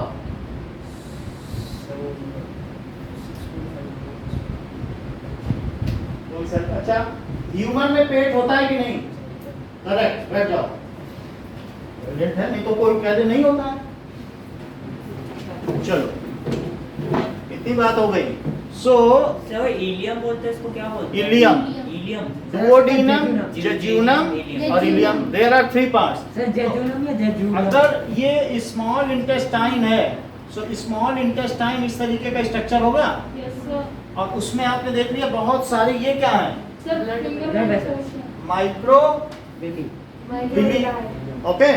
तो अब माइक्रोविली, ये माइक्रोविली के जो बैक वॉल है ब्लड इट इज, वेसल्स होते हैं ठीक है, Connected to blood. जो कि अभी जरा देखें, सर जो फूड ऑब्जर्व करके सर सेल्स तक फूड में न्यूट्रिएंट जरा ये देखिए, दिस इज स्मॉल इंटेस्टाइन और फिर इसी को किससे आप कनेक्ट कर Large दोगे? intestine. लार्ज इंटेस्टाइन ये लार्ज इंटेस्टाइन फिर ऐसे जाएगी और और फिर फिर वो एनएस और रेक्टम से कनेक्ट होगी, ये फिर यहाँ से आकर रेक्टम बनाएगी और फिर एनएस से सर ये थोड़ा इस तरीके से रहेगा और यहाँ क्या रहेगा? एनएस एनस एनस में क्या रहेगा? सर वेस्ट स्फिंक्टर मसल, इसमें भी एनल हाँ। फिस्टर, एनल दो स्फिंक्टर मसल है, कहाँ पे हैं? सर एक तो स्टमक और स्मॉल इंटेस्टाइन के बीच में, क्या ये है स्फिंक्टर मसल? Yes sir. अच्छा, ये अपर पार्ट को क्या कहा? Sir duodenum, duodenum Duodenum. और इस मिडिल पार्ट को क्या Jejunum। कहा? ठीक और है, नीचे वाला इलियम, इलियम इलियम तो जज्यूनम और ये जो इलियम सबसे पार्ट है फिर यहाँ पर ये हो जाएगा अपेंडिक्स। सर अपेंडिक्स किधर गया? और ये अपेंडिक्स क्या है? Vestigial organ. वेस्टिजियल ऑर्गन का मतलब है अपशिष्ट जो ऑर्गन होते हैं हमारे, जो अब यूज में नहीं है, क्योंकि पहले जो गाय लोग अभी क्या करती हैं, जुगाली करके जल्दी जल्दी खाना खा लेंगी और फिर उन्हें और फिर वापस बाद में वहां से निकाल के उसकी क्या करेंगी, चबाती रहेंगी, लेकिन हम लोगों के लिए तो नहीं जरूरी है। सो इस तरीके से वेस्टिजियल ऑर्गन ऐसा है। एनल फिस्टर बोलते हैं ना, हाँ? Anal fissure, anal fissure. ये अपेंडिक्स, ठीक है, और ये एनस स्फिंक्टर होगा। और सर उसके ऊपर रेक्टम, अच्छा, ये क्या है?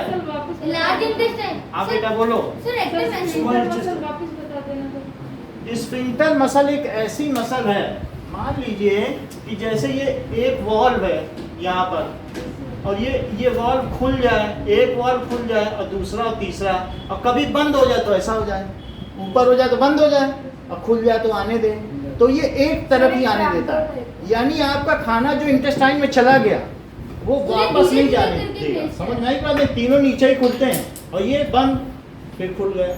ऐसा नहीं हुआ कि नीचे का ऊपर चला जाए, ऐसा कभी भी नहीं होगा। या स्टमक से कभी भी ये जो वॉल्व आया ना, कभी भी ऐसा नहीं होगा कि इसोफेगस में चला जाए, ऐसा कभी भी नहीं होगा। ठीक है, पेरिस्टाल्टिक में, हाँ तो वो वापस ही जाता है। सर वॉमिट हाँ, तो वहां पर इसलिए होता है क्योंकि जो हमारी इसोफेगस और स्टमक है उसके बीच में कोई स्फिंक्टर मसल नहीं है, वो पेरिस्टाल्टिक मूवमेंट ही है।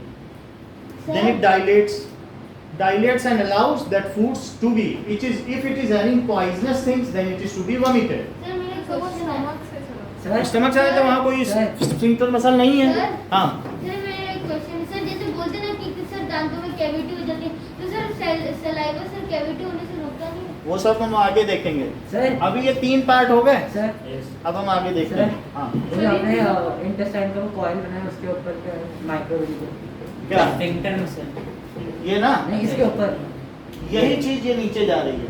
नहीं तो सर, तो अगर वो- स्ट्रक्चर है ये ये यही स्ट्रक्चर है, ये यहाँ पर ऐसे Sir, बना, sphincter muscle नहीं है है ना? क्या? सर ये है क्या?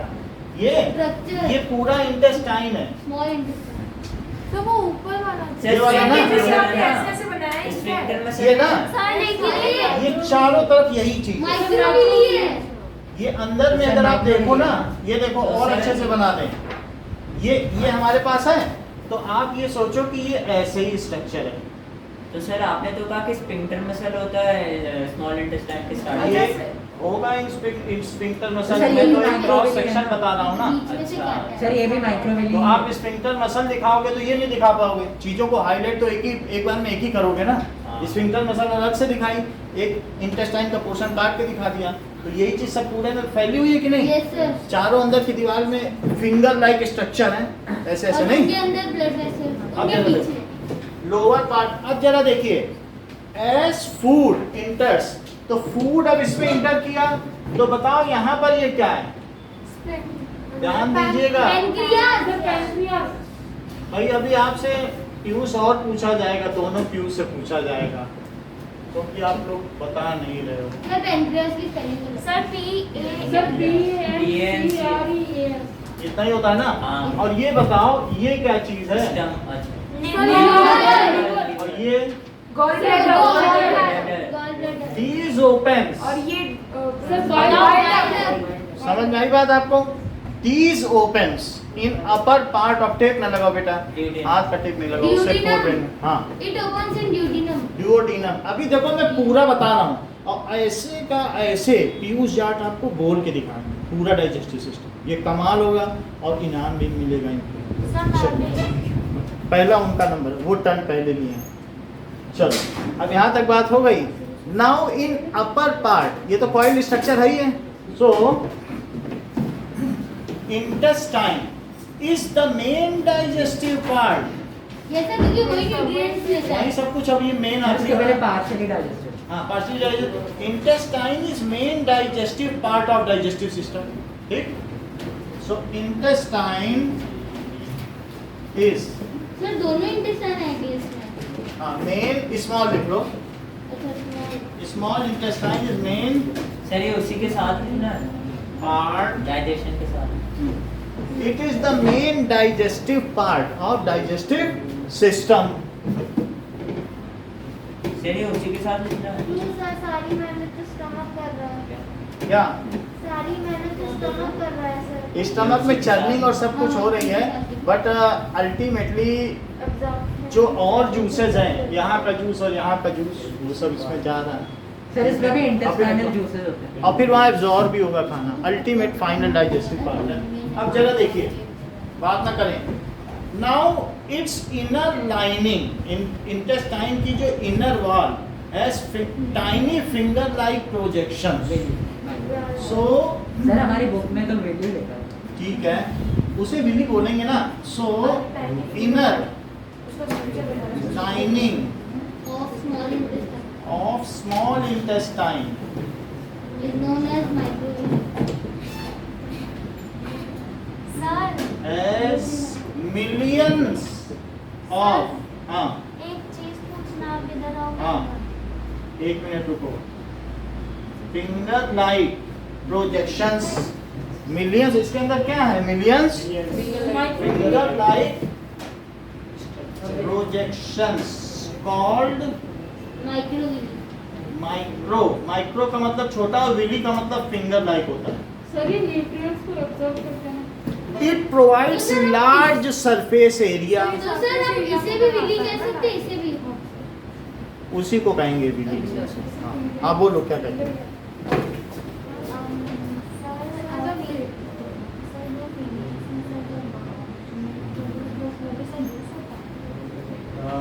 जूस, एंजाइम, देखो जूस ही होगा और वो प्रोटीन भी होगा उसमें ना, तो एंजाइम होगा। प्रोटीन है उसमें, क्या प्रोटीन का कोई टाइप प्रोटीन, उसमें मिल्क प्रोटीन और फैट प्रोटीन, दो चीज है। तो सर वो हमारे खाने से ही होगा या फिर देखो वो हम बच्चे को देते हैं तो उससे बच्चे में डाइजेस्टिव शुरू में जो क्या है, खाना तो नहीं बचेगा, तो उसमें उससे मिल के एंजाइम्स होंगे, ठीक है, तो वो चीज़ उसमें डाइजेस्ट कर देगी। तो इसमें हमें देखना पड़ेगा कि वास्तव में आपने पूछा है कि वो एंजाइम होता है कि नहीं। नहीं सर, वो जूस होता है भी। जूस तो कोई भी चीज़ हो सकती है, किसी भी चीज़, कोई सैप लाइक चीज़ है तो जूस है। कोई भी चीज़ सैप लाइक है तो क्या है? जूस, लिक्विड है। बोलो पानी क्या है? हाँ प्रोटीन है, प्रोटीन है, एंजाइम है, तो anything which is liquid type वो जूस है।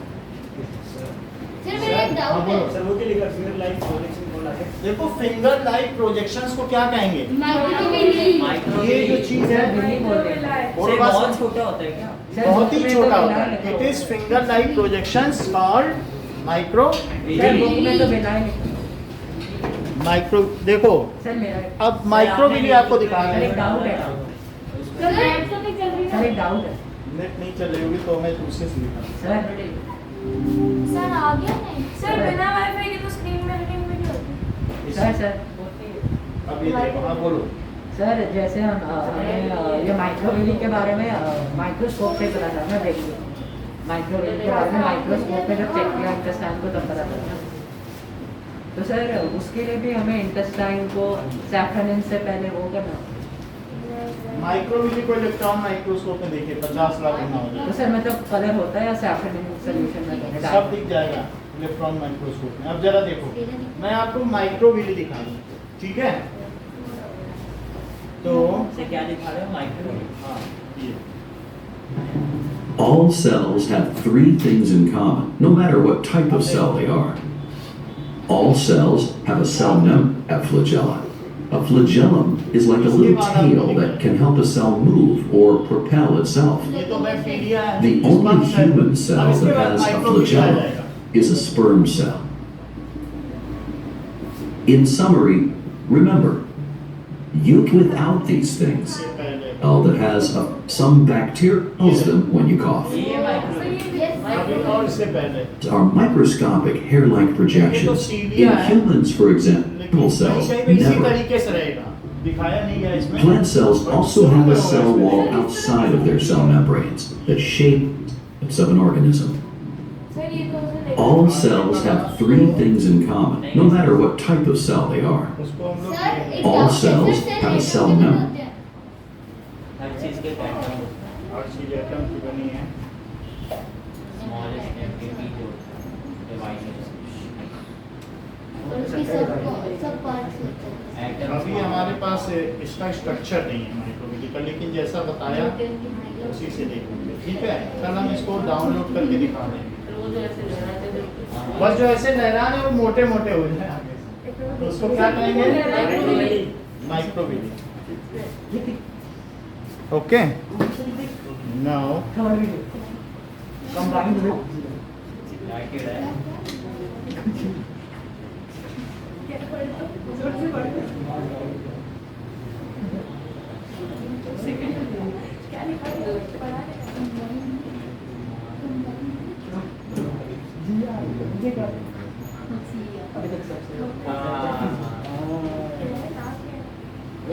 चलिए,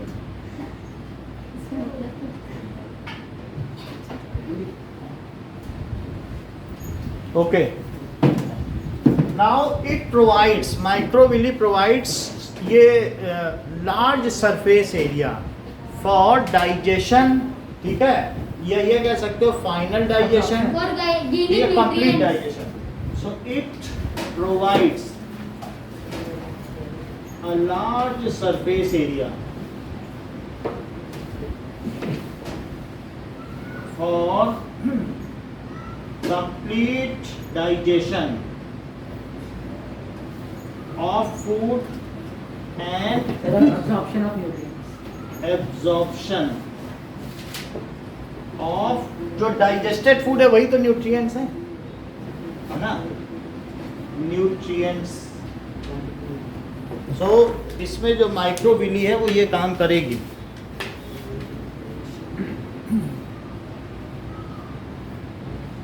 से it provides a large surface area मतलब अगर किसी भी चीज़ में इतने सारे ये निकले हुए हों, एक है कि सिंपली कोई चीज़ चली जाए, और अगर किसी में आपके यहाँ नॉस्ट्रिल में बहुत सारे हेयर क्यों है, वो सरफेस एरिया ही तो दे रहे हैं कि डस्ट ट्रैप हो जाए, तो ऐसे खाना उसी में फंस जाएगा बीच बीच में, तो लार्ज सरफेस एरिया नहीं हो गया।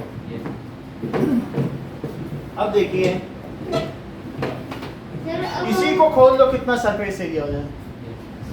सर अब सर, हम किससे पढ़े एसिमुलेशन नहीं, पहले एब्जॉर्प्शन है। अब जरा देखो, now in upper part of duodenum 3 pancreatic juice fall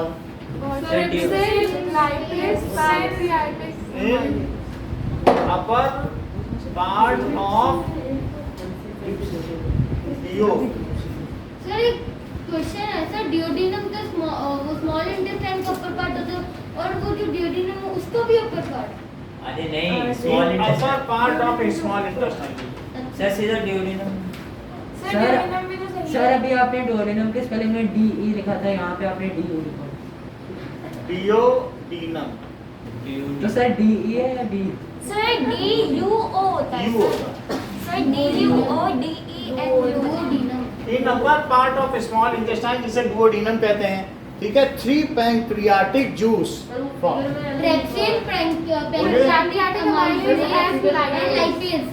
यही है डुओडेनम ना, तो यहाँ पे इससे गिरा और इससे क्या गिरा? Bile juice. Sir wild duck pancreatic amylase 3 pancreatic juice fall. Bile juice 3 sir कैसे फॉल? इरेनी कोई ग्लैंड बाय पैंक्रियाटिक डक्ट। कोई डक वो उधर ही जाके ब्रेकडाउन। फॉल तो 3 अगर है इसमें फॉल कर रहे हैं। सर पैंक्रियाटिक डक्ट होगा ना? मतलब ये जो भी है ना, ये सब ग्लैंड्स होती हैं। पैंक्रियास एक ग्लैंड है। ये कैसी है? 2 तरीके की ग्लैंड्स होती हैं, एक एंडोक्राइन ग्लैंड होती है और एक एक्सोक्राइन। तो ये जो ग्लैंड है, क्या ये खाने में अपना जूस डाल रही है? क्या सर? खाने में ये अपना जूस किस में डाल रही है? अब स्टमक कैसी ग्लैंड है, क्या खाने में डाल रही है? जो खाने में डाले उसे एक्सोक्राइन कहते हैं, बहिश्रावी ग्रंथियां। और एक है रक्त में डाले, ब्लड में, तो वो एंडोक्राइन है। सर एग्जांपल एंडोक्राइन ग्लैंड का मतलब ब्लड में। यही जो है पैंक्रियास, ये एक ऐसी खूबसूरत ग्लैंड है जो ब्लड में इंसुलिन डालती है ग्लूकोज को तोड़ने के लिए। क्या डालती है? इंसुलिन। तो क्यों? क्योंकि इंसुलिन से ब्लड टूटता है ना ग्लूकोज। और साथ में एक और काम करती है, खाने में क्या डालती है? खाने में जूसेस डालती है, पैंक्रियाटिक जूसेस। तो हमारे पास जो एंडोक्राइन ग्लैंड है वो 2 तरीके के तो हैं। सर ये दोनों हो गया एंडोक्राइन और कंट्रोल एंड कोऑर्डिनेशन सिस्टम। मान लीजिए कि 2 चीजें हैं, एक एंडोक्राइन ग्लैंड है जो किस में डाले अपना जूस? बोलो, आपका कंट्रोल एंड कोऑर्डिनेशन चैप्टर है कि नहीं? तो जो अगर अपना जूस किस में डाल दे? ब्लड में डाले। एंडोक्राइन एंडोक्राइन ग्लैंड कहेंगे तो ब्लड में डाले। ये जो आपके पीछे है पिट्यूटरी ग्लैंड, क्या वो आपको बढ़ने में मदद करती है? पिट्यूटरी ग्लैंड की सेक्रेटरी कौन है? हाइपोथैलेमस। क्या? सर बोलते ना बुद्धि पे मारो तो या बुद्धि आएगी। तो ये सब ब्लड में अपना सेक्रीट करता है। और सर यहाँ पर भी आपने कुछ कहा भाई, था ग्रोथ हार्मोन। आप ये देख लीजिए ना कि इसके अलावा जो फीमेल में बहुत सारे ओवरी हैं, ठीक है कि नहीं? हाँ। तो ओवरी किस तरह की ग्लैंड हो गई, या मेल में टेस्टीज हैं, तो वो किस तरीके की? क्योंकि वो हमें वृद्धि में सहायता दे रहे हैं। मेल को मेल कौन बना रहा है? वही टेस्टीज। फीमेल को फीमेल कौन बना रहा है? ओवरी में से कुछ ऐसे फॉलिकल्स निकलते हैं। सब वो भी जूस हो सर तो हार्मोन्स हुए ना तो उसके। जो ये हार्मोन्स हुए, जूस तो कोई भी सेफ है, जूस के चक्कर में पड़ो। सर तो ओवन जो होगा वो भी एंजाइम होगा। ठीक है, अब इसमें क्या चीज है कि हमारा ओवरी जहां से निकल रहा है, ओवरी से ही तो एग निकल रहा है ना। ओवरी एक ग्लैंड है, तो कुछ चीजें जो ब्लड में सेक्रीट हो रही है जिससे कि हमारा शेप एंड साइज डिटरमाइन हो रहा है, वो एंडोक्राइन ग्लैंड है। इस तरीके से स्क्रोटम जिसमें टेस्टीज रह रहा है, वो कौन सी ग्लैंड हुई? एंडोक्राइन। क्योंकि वो भी तो हमारे ब्लड में चीजें डाल करके हमें डायरेक्शनल ग्रोथ नहीं दे रहा है हार्मोन। तो लेकिन भाई वो ब्लड में डालते हैं क्या? ब्लड में डालेगा और वो चीजें उस। अब हम और भी देखेंगे कि और भी क्या चीज सेक्रीट कर रहा है, लेकिन हमारे टेस्टोस्टेरोन डालता है, ये ठीक बात कह रहे हैं। ठीक है, अब मुझे ये बताओ कि 2 तरीके की ग्लैंड हो गई, लेकिन पैंक्रियास एंडोक्राइन है कि एक्सोक्राइन? दोनों। ये चीज समझ में आ रही है। एक्सोक्राइन कैसे है? सर एक्सोक्राइन फूड में बहुत- फूड में वो डालती है पैंक्रियाटिक जूस। बहुत अच्छा। और एंडोक्राइन कैसे? सर ब्लड में इंसुलिन डालती है। अरे वाह, बहुत अच्छी बात है। अब आगे बढ़े। Yes, sir. So 3 pancreatic juice fall किसमें फॉल करते हैं? In upper part of duodenum, In upper part of small small intestine. intestine, 3 pancreatic juice. These are ये कौन से हैं बताओ? पैंक्रियाटिक अमाइलेज, ट्रिप्सिन और लाइपेज। लिपेज एंड लाइपेज, ये चीज है। ओके, पैंक्रियाटिक जूस है, पैंक्रियाटिक अमाइलेज और ट्रिप्सिन और लाइपेज सर दोनों बार हैं। ठीक है, आप pancreatic amylase, trypsin and lipase. Pancreatic amylase क्या करता है? रेस्ट ओवर स्टार्च को शुगर में बदल देता है। रेस्ट ओवर स्टार्च को ग्लूकोज में बदलता है। शुगर एक सही बात है। Pancreatic amylase break down carbohydrate. और सर ट्रिप्सिन जो सर बचा हुआ प्रोटीन होता है उसको अमीनो एसिड में तोड़ता है। और सर और lipase sir starch sir lipase जो भी ग्लोब्यूल्स होते हैं फैट के जो बचे होते हैं उन्हें सर वो ये सबसे उन्हें small globules Globules. Fat into sir glycerine globules and को सर फैटी एसिड में तोड़ता ग्लिसरीन देखो शिवा सर ने वो बड़े सबसे- फूड पार्टिकल्स को ग्लोब्यूल्स में ये सही बताने नहीं, पहले नहीं। सर आपने पैंक्रियास पहले क्यों कर दिया, पहले आप गाल ब्लैडर बता देते तो वो ग्लोब्यूल्स ये में सर टूट ग्लोब्यूल जाता। हाँ। लार्ज लेकिन अब मैं यहाँ लिखूंगा, लार्ज बहुत बड़ी बात कही इन्होंने, बोले सर आपने पैंक्रियास पहले क्यों सर लिखा। Large molecule of fat. अच्छा अब जरा देखें, सो ट्रिप्सिन क्या करेगा, इससे सर बचा हुआ प्रोटीन को अमीनो एसिड में तोड़ेगा। ट्रिप्सिन ब्रेक मिटाओगे डाउन, तो नहीं, break down the rest of protein into amino acid. से मिटाओगे तो नहीं ना। सर हाँ। पैनक्रियाटिक जूसेस का ये भी लिख सकते हैं break Left down over. Carbohydrates into sugar. बोलिए सर ये भी लिख सकते हैं break down carbohydrates into sugar pancreatic है। तो लिख दिया ना, left over starch into sugar. Sir एक ही बात है सर। कार्बोहाइड्रेट हम इसलिए नहीं बोल रहे क्योंकि ग्लूकोज भी कार्बोहाइड्रेट है। Poly sugar to mono sugar लिख सकते हैं, पॉली शुगर ऑलिगो शुगर जिसमें 10 एक साथ हो। पॉली का मतलब हजारों और डाई का मतलब 2, तो it is left over sir protein. Lipase LIPASE नहीं होगा। अभी कर देंगे, LI कर देंगे, चलो प्रोटीन इनटू अमीनो एसिड। अब देखो gall bladder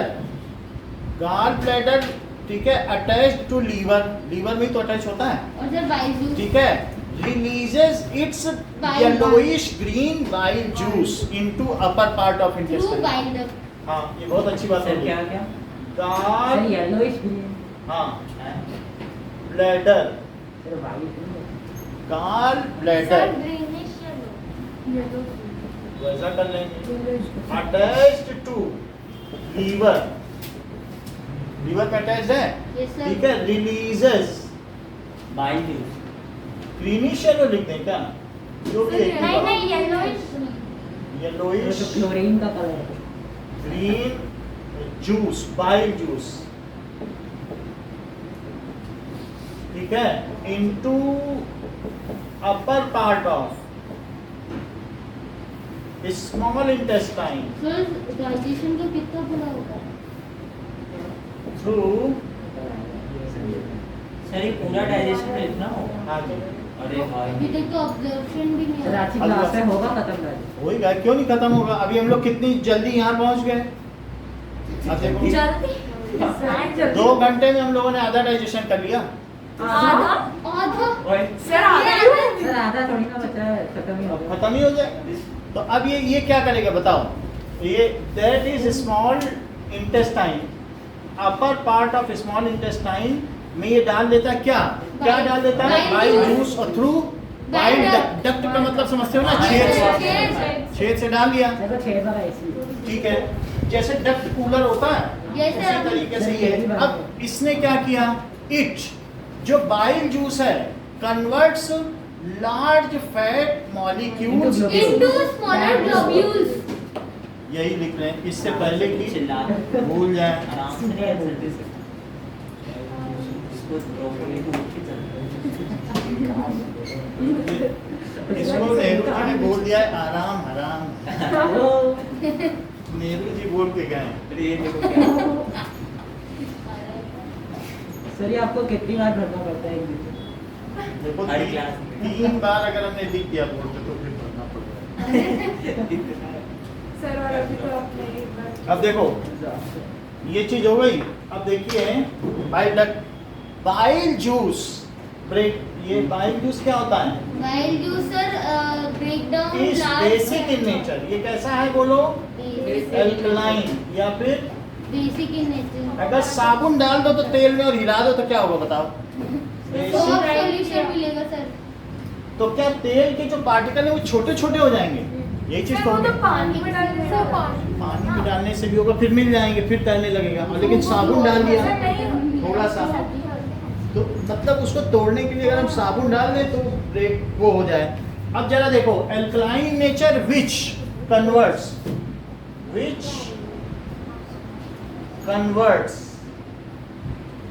large fat molecules into smaller globules, small globules में मतलब अब क्या होगा, now lipase, so that lipase can act on it, now lipase अब क्या करेगा? अच्छा लिपेज होता है। देखो ये बात बहुत अच्छी कह दी अनुराग ने बातों ही बातों में कि आल्सो एक्टिवेट्स लाइपेज। सर एक कौन तो सा? form. HCl यही sir bile juice. facilitates the bile action juice of से lipase. एक्टिवेट करते हैं trypsin। हाँ लाइपेज को सर लाइपेज सर पर HCl तो पेप्सिन को कुछ है ना? पेप्सिन को बोलो अरे Pepsi. And activate. जब तक ये काम नहीं होगा ये सब स्विचिंग ओवर है, मतलब हमारे बॉडी में स्विच ऑन स्विच ऑफ है।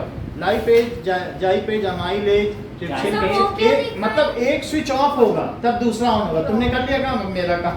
वो फिर स्विच ऑन कर देगा फिर दूसरा करेगा, ये होता है। सर उधर से स्विच ऑफ करके आप आगे।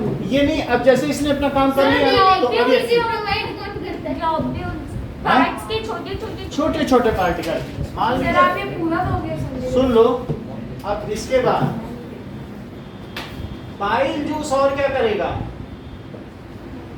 Sir, it facilitates the action of activate. Trypsin.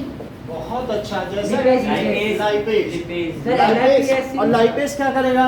Sir, sir LIPS. Break down breakdown of sir, globules into Sir, fatty acid. membrane. Sir वाइल इनको चेक करो बुक में लाइपेज की स्पेलिंग चेक करिए। सर गूगल पे देखिए है तो देख लो।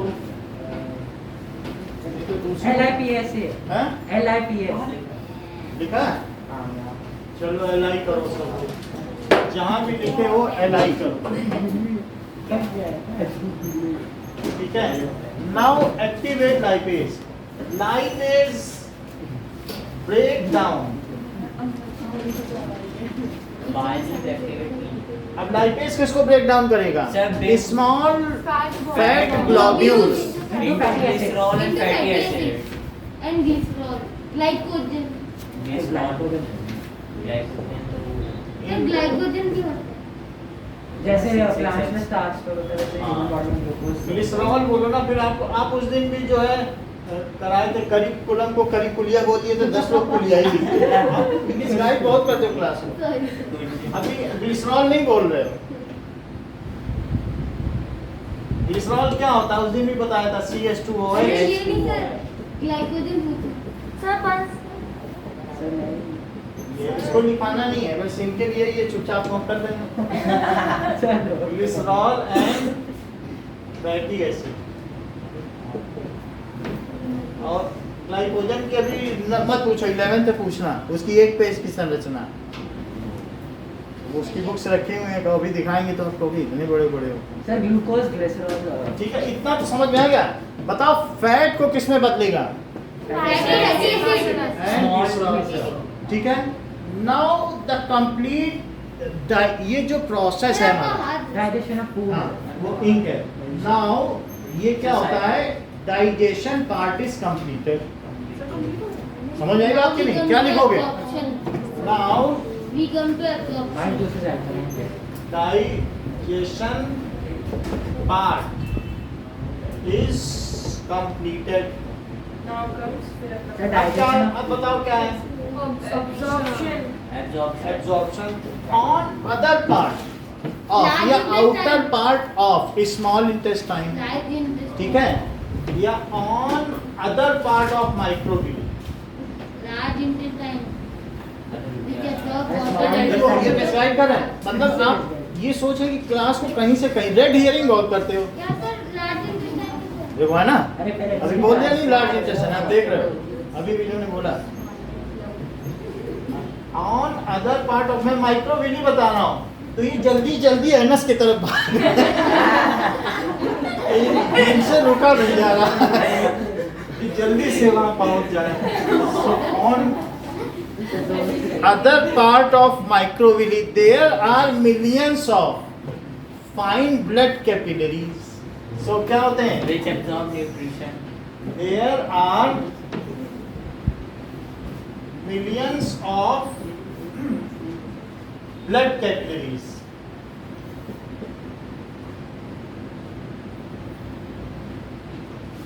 which absorb the digested food। वो क्या करते हैं? digested food को absorb करते हैं।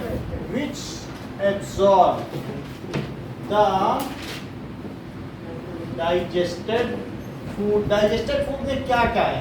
एज बोलो, glucose, protein, amino acid, amino acid और Fatty acids, amino acids, urea fatty acids और से यूरिया हो सकता है। वो वेस्टेज है, वेस्ट प्रोडक्ट। तो वो वहाँ नहीं बनेगा, वो सेल में बनेगा। ये तो डेफिकेट हो जाएगा, यहाँ जो वेस्ट है वो चला गया, लेकिन सेल यूरिया बनाएगी और वो जाएगा लीवर के थ्रू किडनी में, और किडनी के थ्रू उसका अलग ट्रैक है। सेल का वेस्ट यूरिन से निकलेगा और खाने का वेस्ट एनएस से निकलेगा, दोनों के सर अलग यूरिन में 98% वाटर ही होता है। So it is fatty acids and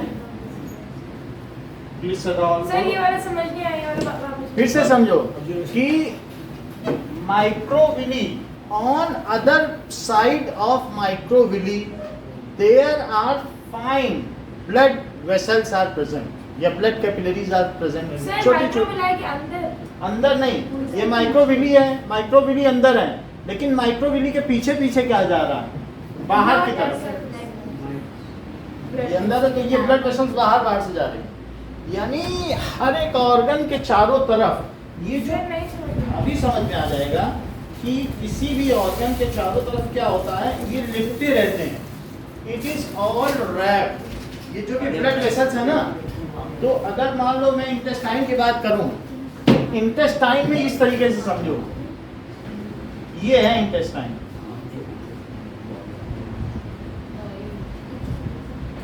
अब ये देखो, ये फिर से समझो, ये देखो आनंदिता, इसके यहाँ पे क्या है? Sir blood vessel. Blood vessels है, ये है इंटेस्टाइन, और ये ब्लड वेसल अपना बाहर का काम कर रही है, ठीक है। और ये ब्लड सर वेसल, तो इसको अगर इसके अंदर ब्लड ही नहीं पहुंचाना तो उधर आई तो ब्लड नहीं पहुंचाना है, जो ये है, और फिर इसके बाद सर ये भी पेरिस्टल्टिक मूवमेंट और फिर ये कवर कर ले, तो ये चीज क्या करेगी? सर ये सर ये peristaltic blood vessels sir, absorb करेंगे। न्यूट्रिएंट्स को ब्लड कैपिलरीज में भेजते हैं। ब्लड वेसल का काम सिर्फ ये नहीं है ब्लड पहुंचाना, उसका काम है इंटेस्टाइन से खाना लेना, उसी ब्लड वेसल का काम है जाके लंग से ऑक्सीजन लेना और सारे सेल तक पहुंचाना।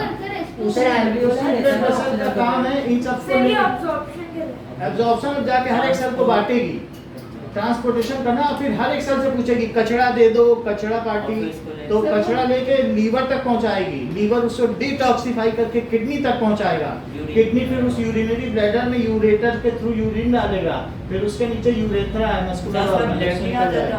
बोलो बात समझ में आई? सर जब हम फिल्टर करते हैं वो तो कुछ ब्लड नहीं रीअब्जॉर्ब होगा, वो हम अलग से देखेंगे। तो ब्लड के बहुत सारे काम हैं, यहाँ वो किस लिए आई है? खाना दो, सेल को पहुंचाना है, आँख काम कर रही है, इसको खाना नहीं देंगे तो देखना बंद कर देगी, ऑल फैक्ट्री कैनाल्स है तो वो सूंघना बंद कर देंगे, सब काम है, टेस्ट बड्स काम नहीं करेंगे, सबको खाना देना है कि नहीं, तो यहाँ से न्यूट्रिएंट्स अब्जॉर्ब करेगी।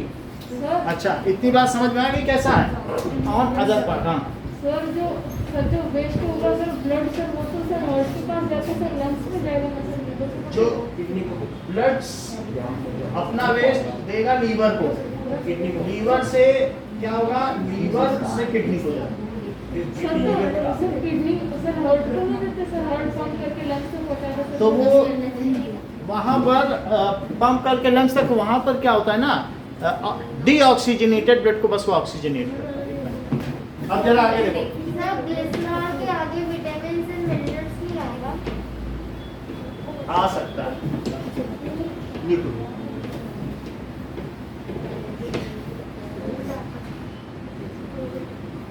एंड ये सारी चीज हो गई, इसमें मिलियंस ऑफ माइक्रोविली है। The absorption takes place in mainly in lower part of duodenum and jejunum. Ileum में कुछ नहीं होता है, कहाँ तक हो जाएगा? यूरिनम और जेजुनम। क्योंकि यहाँ तक अभी डाइजेस्ट हो रहा है, सर इंटेस्टाइन में कितना टाइम लगता है? लोअर पार्ट और फिर यहाँ पर डुओडेनम यहाँ तक होगा। सर नीचे इलियम का क्या यूज है? सर इलियम से फिर जो बचा हुआ है वो आगे बढ़ रहा है, तो लिक्विड है, जो बच रहा है वो कैसा है? लिक्विड वेस्ट है। लेकिन जब ये लार्ज इंटेस्टाइन में पहुंचेगा तो इसका पानी भी खींच लिया जाएगा, अब ये सेमी सॉलिड वेस्ट हो जाएगा, और वाटर हमारी बॉडी के काम में आ जाएगा। इलियम में नहीं होता। इलियम में ऐसा कुछ नहीं होता। पर इसको 3 पार्ट्स में जो डिवाइड करा है वो किया हुआ है, बट मतलब आप ये सर समझिए हमें कि फर्क भी तो नहीं है उनमें। सर फर्क कुछ नहीं है, मतलब ऐसा ही एब्जॉर्प्शन सर होता है। आइडेंटिफाई करना। हैं? सर अब देखो अब हाँ, सर जब हम पानी पीते हैं तो फिर वो भी स्मॉल इंटेस्टाइन में जाता है। absorption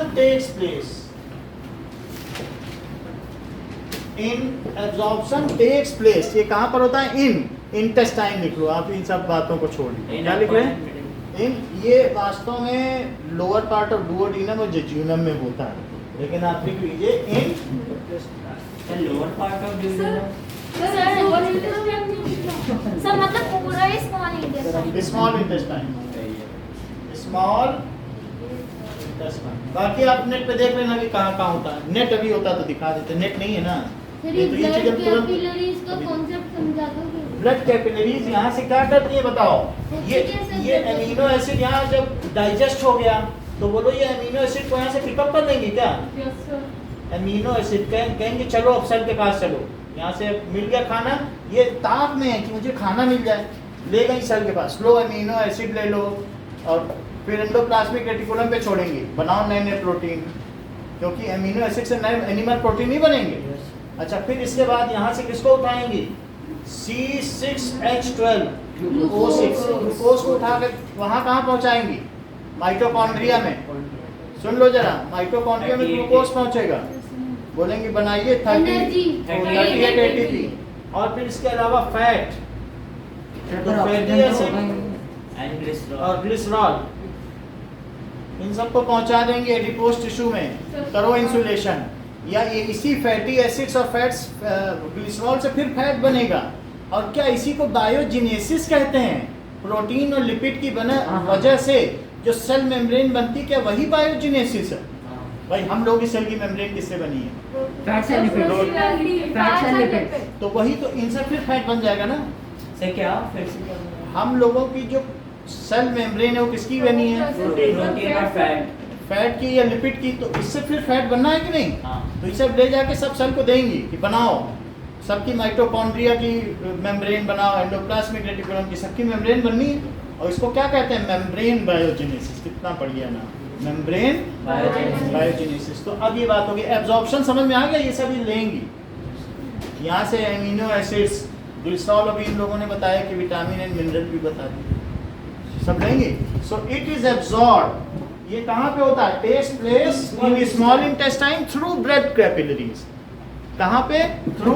सर एक बार बता दो ना सर, ब्लड कैपिलरी समझ में नहीं आया होता क्या? ब्लड कैपिलरी, ये ब्लड कैपिलरी क्या होता है?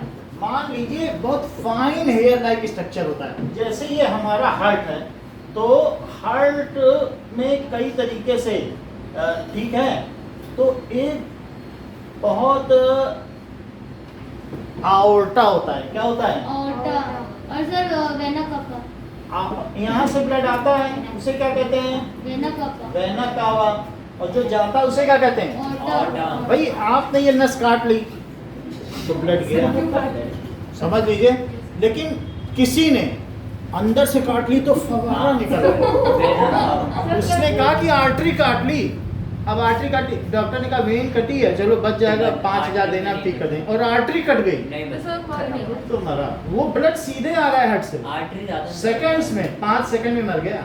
अगर इसीलिए अंदर अंदर आर्टरी है, और कहेंगे किसी से पूछो कि सर बस हो जाएगा, कहेंगे अरे उसकी तो आर्टरी फट गई है, अब क्या बचेगा? सर वापस आर्टरी का मतलब है अंदर अंदर से जो हार्ट से सीधे आ रही है, उसमें इतना प्रेशर है ब्लड का कि अगर वो अंदर फट गई, अंदर ही भर देगी खून तुम्हारे। सर क्या क्या अंदर पड़ गई?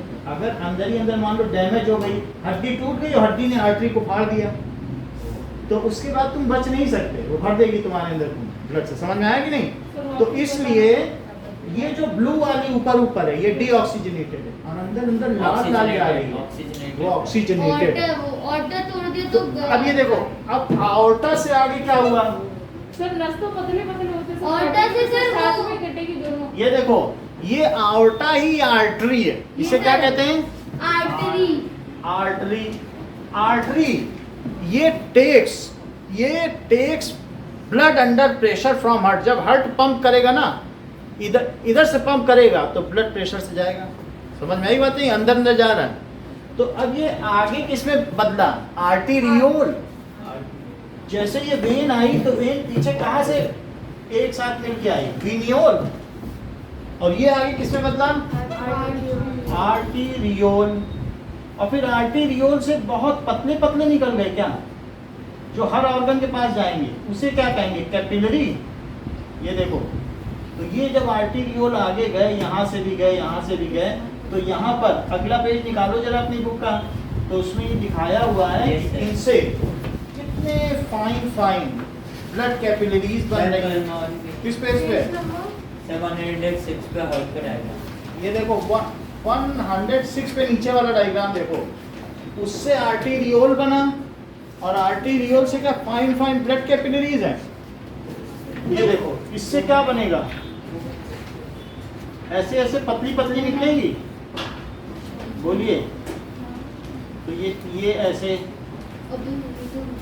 ये देखो, ये हमने ऐसे कर दिया, एक दिखाया आर्टरी, आर्टीरियोल, और फिर उसका एक पार्ट का दिखाया। ये क्या है, ये इतनी पतली पतली ब्लड वेसल है इस तरीके। ये जो कैपिलरी होती है ना, इसकी इतनी पतली देखिए ऐसा है क्या? सर ये क्या है? कैपिलरी। कैपिलरी का मतलब इसमें हेयर लाइन सर, छेद, सर ये असलियत हेयर क्या लाइन, है? हेयर लाइन अगर इसमें फूकोगे एक तरफ से तो हवा निकले, फूक के देखो, यार हमें भी देखो देखो। तो कितने रुपए खाते हैं सर है क्या ये? ये मतलब इसमें ये कैपिलरी है, दूसरी तरफ से ठंडी हवा आएगी। समझ में आई बात की नहीं? तो ऐसी इतनी पतली पतली क्या होती है, ब्लड कैपिलरी। समझ में आई? सर ये वो है क्या जो ड्रम में डालते हैं? हैं? उसी तरीके से, लेकिन कैपिलरी का मतलब सर समझ हवा पास ही नहीं हो रही। नहीं हो रही तो ठीक है, कोई बात नहीं। सर ये वो ड्रिंक्स में डालते अब देखो, उसी तरीके का जैसे स्ट्रॉ होती है ना, वैसे ये ब्लड कैपिलरीज है। तो ये बहुत छोटी छोटी बन गई, मेरी कांच की बनी होती है। कांच की नहीं, ऐसे ही ब्लड में भी पतली पतली हेयर लाइन होती है। सर ये नहीं। अब वही यहाँ पे है क्या, अब वो ये जो सेल है, ये वन वॉल भी है क्या, सर पर क्या वन सेल थिक वॉल है, इससे तुरंत खाना अब्जॉर्ब हो गया। और फिर ये कहाँ जा रहा है बताओ, ये ब्लड हार्ट के पास जा रहा है, Cells। सब चीजें लेके। बोलो। कैपिलरी का मतलब तो समझ में आ गया ना, कि बिल्कुल पतली पतली है। और यही आगे क्या करेंगी, किसको घेर लिया इन्होंने, ये यहाँ से घेर लिया क्या, इंटेस्टाइन को, बोलो। और इंटेस्टाइन को घेरने के बाद यहाँ पे इन्होंने घेर लिया, और फिर वही फिर से आपस में फिर जुड़ जाएंगी क्या सारी, मैंने क्या बोला? सर किडनी से अटैच होंगी ये फिर। ये सारी फिर से जुड़ जाएंगी, और फिर से जुड़ जाने के बाद क्या फिर इसमें चली जाएंगी। सर ये सब किडनी के पास जाएगी ना फिर। ये देखो, वो जहाँ भी जाए। मैं ये कह रहा हूँ कि यहाँ से ब्लड आया, कैपिलरी तक आते आते प्रेशर खत्म हो गया। क्या हो गया बताइए, ब्लड क्योंकि पतली पतली हो गई।